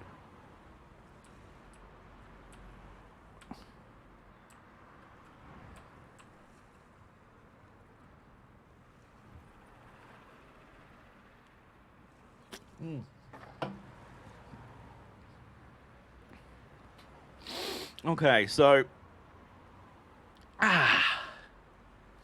Yeah, well, this train is about to leave. Apparently, we're about to drive it. Lock the doors. I will.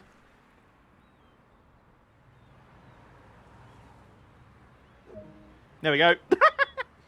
Apparently, I locked the doors with my mind powers. And now, I'm about to drive the train via my ghost powers. We also have unverified claims of the steam speed record. Oh, really? Isn't it Mallard that holds it? 126 miles an hour? I want to say.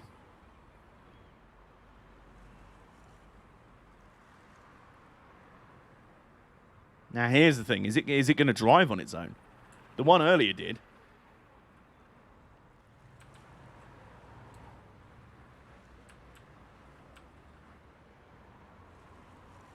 We better get a move on. It's supposed to be at the Esplanade station in 30 seconds. Yeah, maybe my mind powers have run out now. There was only so much I could do here. At Shanklin, I could drive the train completely by ghost powers. The Mallard in question had a rocket up its arse.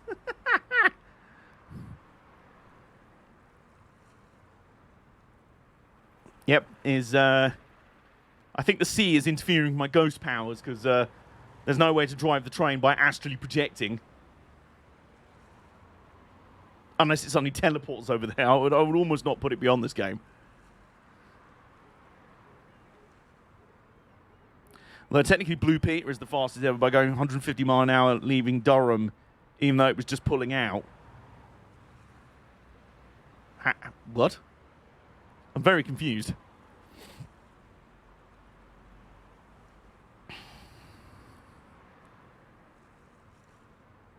Meantime, this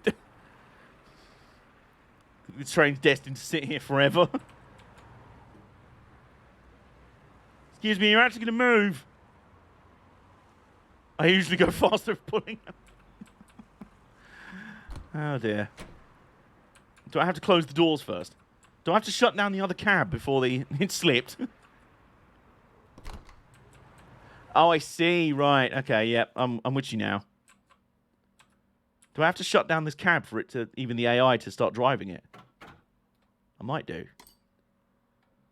Have I done the ticket at Shanklin? Whereabouts?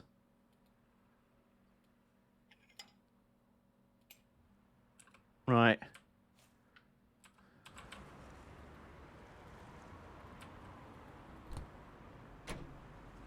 Does it leave now that I've turned off this cab? Well, mostly. Hang on. It starts moving while I'm on it.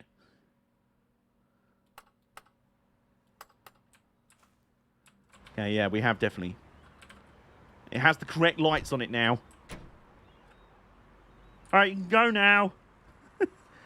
Or thought something snapped so hard it broke the driver's arm. You got the correct lights on it. I think I see the problem now. He can't see anything. You do know the cab lights are on in there, sir. Anyway. I'm at 6 out of 10. What, already? You make it. And there was actual damage to the rails, effectively single tracking the ECML temper. Was this back in, like, operational days or, like, on a heritage run? Well, I don't think any, weren't they A2s? Or A3s? Meantime, I don't think the don't think the service is going anywhere anytime soon. Do I have to take the brake off as well? That was the one thing I didn't do at the cab end. They're trying to leave. It's like, why can I not move? Hang on. There we go. I've taken the brake off now. This was on a rail tour. Oh, okay. In the 1990s. Man, I don't know what else you want me to do. Train's good to go. Fuck it, I'm taking over. There's no one in here. What the hell, man?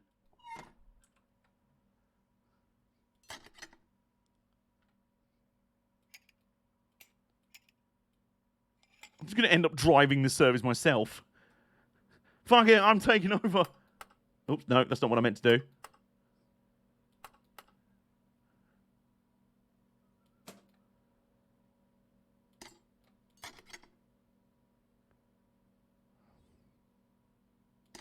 Oops, no. That's the... There you go, that's the reverser. Right.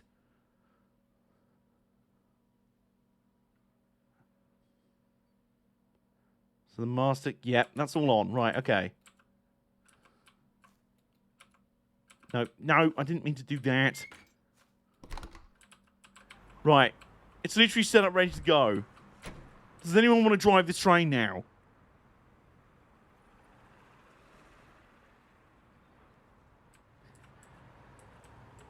Oh, screw it. I'm going to drive it. Why not? Alright. Because apparently, get Dave the dog to drive it. Might have to at this point. We are massively behind schedule, but that's because the original driver didn't show up. So, screw it. Let's go. We're out of here. Should we go full throttle down the pier? Actually drag race a car this time. Where's the car coming this way? Oh, god damn it. Yeah, screw it, we're driving this one. I may finish the stream before we actually get to this one, although Nick claims to have found another ticket down at Shanklin, so we might have to go down there. Look, I'm going faster to make up for time.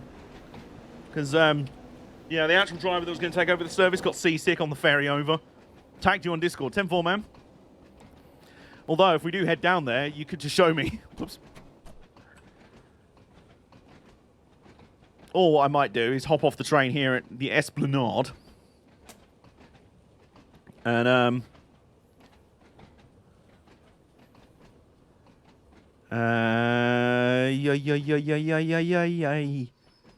spot on. There we go. Right. Oh, hang on. Right. Unlock the doors. Unlock right. I'm now getting off this train. Someone else can now drive it. That's a nice picture as well, though. And the Esplanade. Very good. We'll get that. Very good. What he said. Do.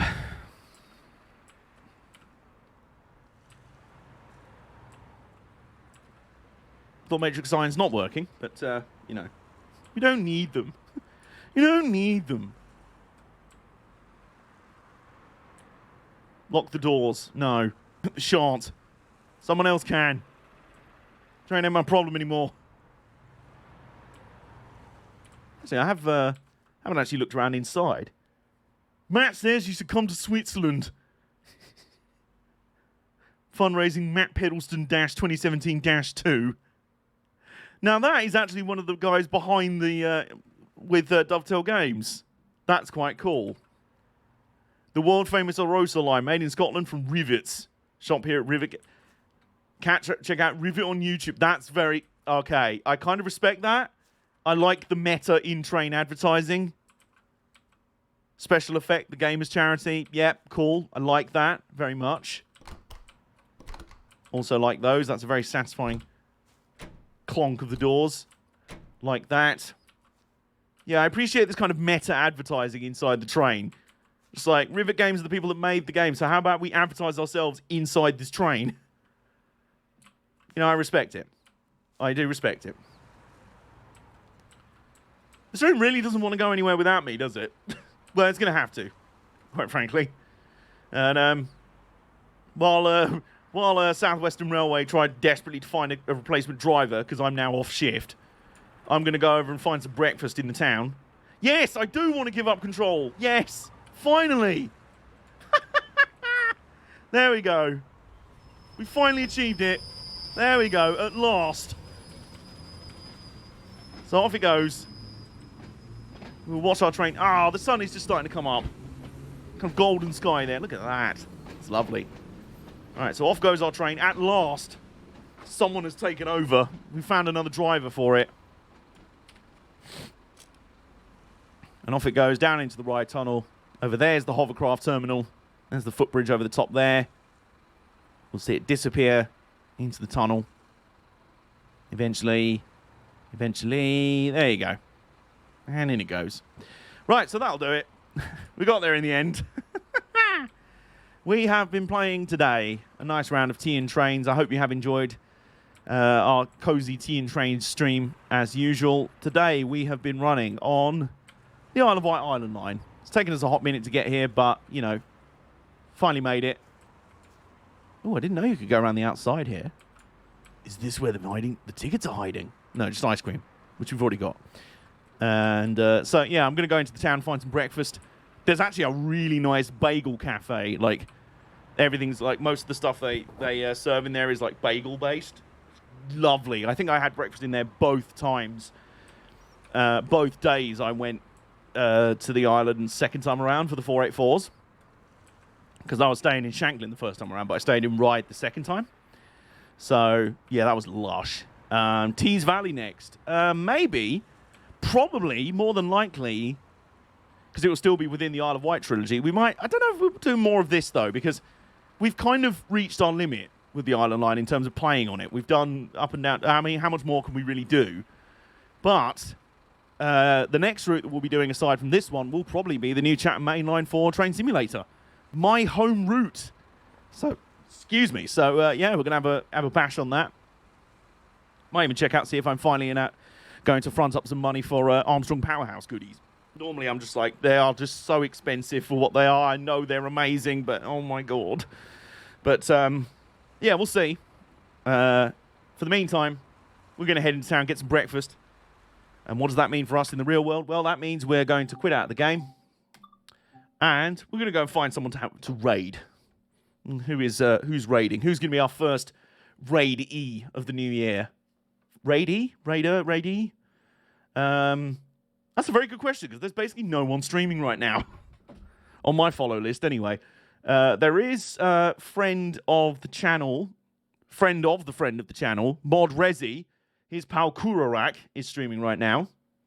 Playing some... You know, it's a very good question. I don't know. I don't actually know. Playing some... they're doing some VTubing. Their avatar looks very cool, actually. Playing some Figros. I will be honest, I have no idea what that is. But it does look pretty cool. No, actually, we're not... No, we're not going to raid because they're just wrapping up the stream. Okay, yeah, we're not going to do that. So, in which case, if anyone has a suggestion for who to raid, speak now or forever hold your peace. Because there's no one streaming at the moment on my... There's no one streaming on my follow list. Except for Kurarak, who's literally finishing up right now. So, you know, good call. Foster's good call. But yeah, I'll give you all a minute to see if there's anyone we fancy raiding. If not, then our first raid of the new year will have to wait. There's a chance there. The door is open for a new raidee. But it doesn't seem to be. Oh, I've just seen your screen grab, by the way, Nick. I think I've got that one at Shanklin, but I will have to check. So, yeah, I will investigate that. Thank you for the heads up. And, seems like everyone else is still pretty quiet after New Year's. So... Oh, okay, right. Sorry, there was a friend of the channel, Nova Temps, was posting about in a channel that they normally post in when they've streamed. And I'm like, but you haven't streamed. What? But it was something they did offline, so there you go. Yeah, there's nobody streaming right now. So, let's peace out. I'm going to go make myself some pizza for dinner. And Peabody the Penguin is going to be lovely and soft. And so soft. So soft. And... I'm going to get on with writing part 2 of the Isle of Wight trilogy. The Isle of Wight Steam Railway, which will be coming out this Friday, 7 p.m. UK time. I did a vote across my various platforms about what upload schedules I should have on my YouTube channel. Tuesdays and Fridays won the vote by about 55 to 45, or 56 to 44%. So it was a bit more than a Brexit vote, which I'm glad about. So, yeah, Tuesdays and Fridays will be the upload schedule I'm going for. Well, mostly Fridays. Tuesdays will be for other stuff, like secondary stuff. If I can do 2 videos in a week, the other one will be on Tuesdays, but the main uploads will be Fridays. So, hopefully I'm aiming for the second episode of the Isle of Wight trilogy of Another Station, Another Mile. The Isle of Wight Steam Railway to be coming up this Friday, so in a couple of days' time. Meantime, in terms of streaming, I will probably... my weekend's free, actually, so I can stream on Saturday. I'm in the process of loosely assembling a stream schedule. Wednesdays, it seems, are the day for tea and trains. I just like having a midweek chill stream, really, if you guys are cool with that. Magic Mondays, Muddy Mondays, something like that for rallying. I've also got motorbike racing to do. And I do have my new GT Omega, appropriately, sim racing rig stand. So we can get using that soon. We're in rally season. I'm excited to do a hecking big rally again. So for now... Have a lovely rest of your Monday, folks. Thank you all for joining me as usual. I really appreciate the support, as does Peabody.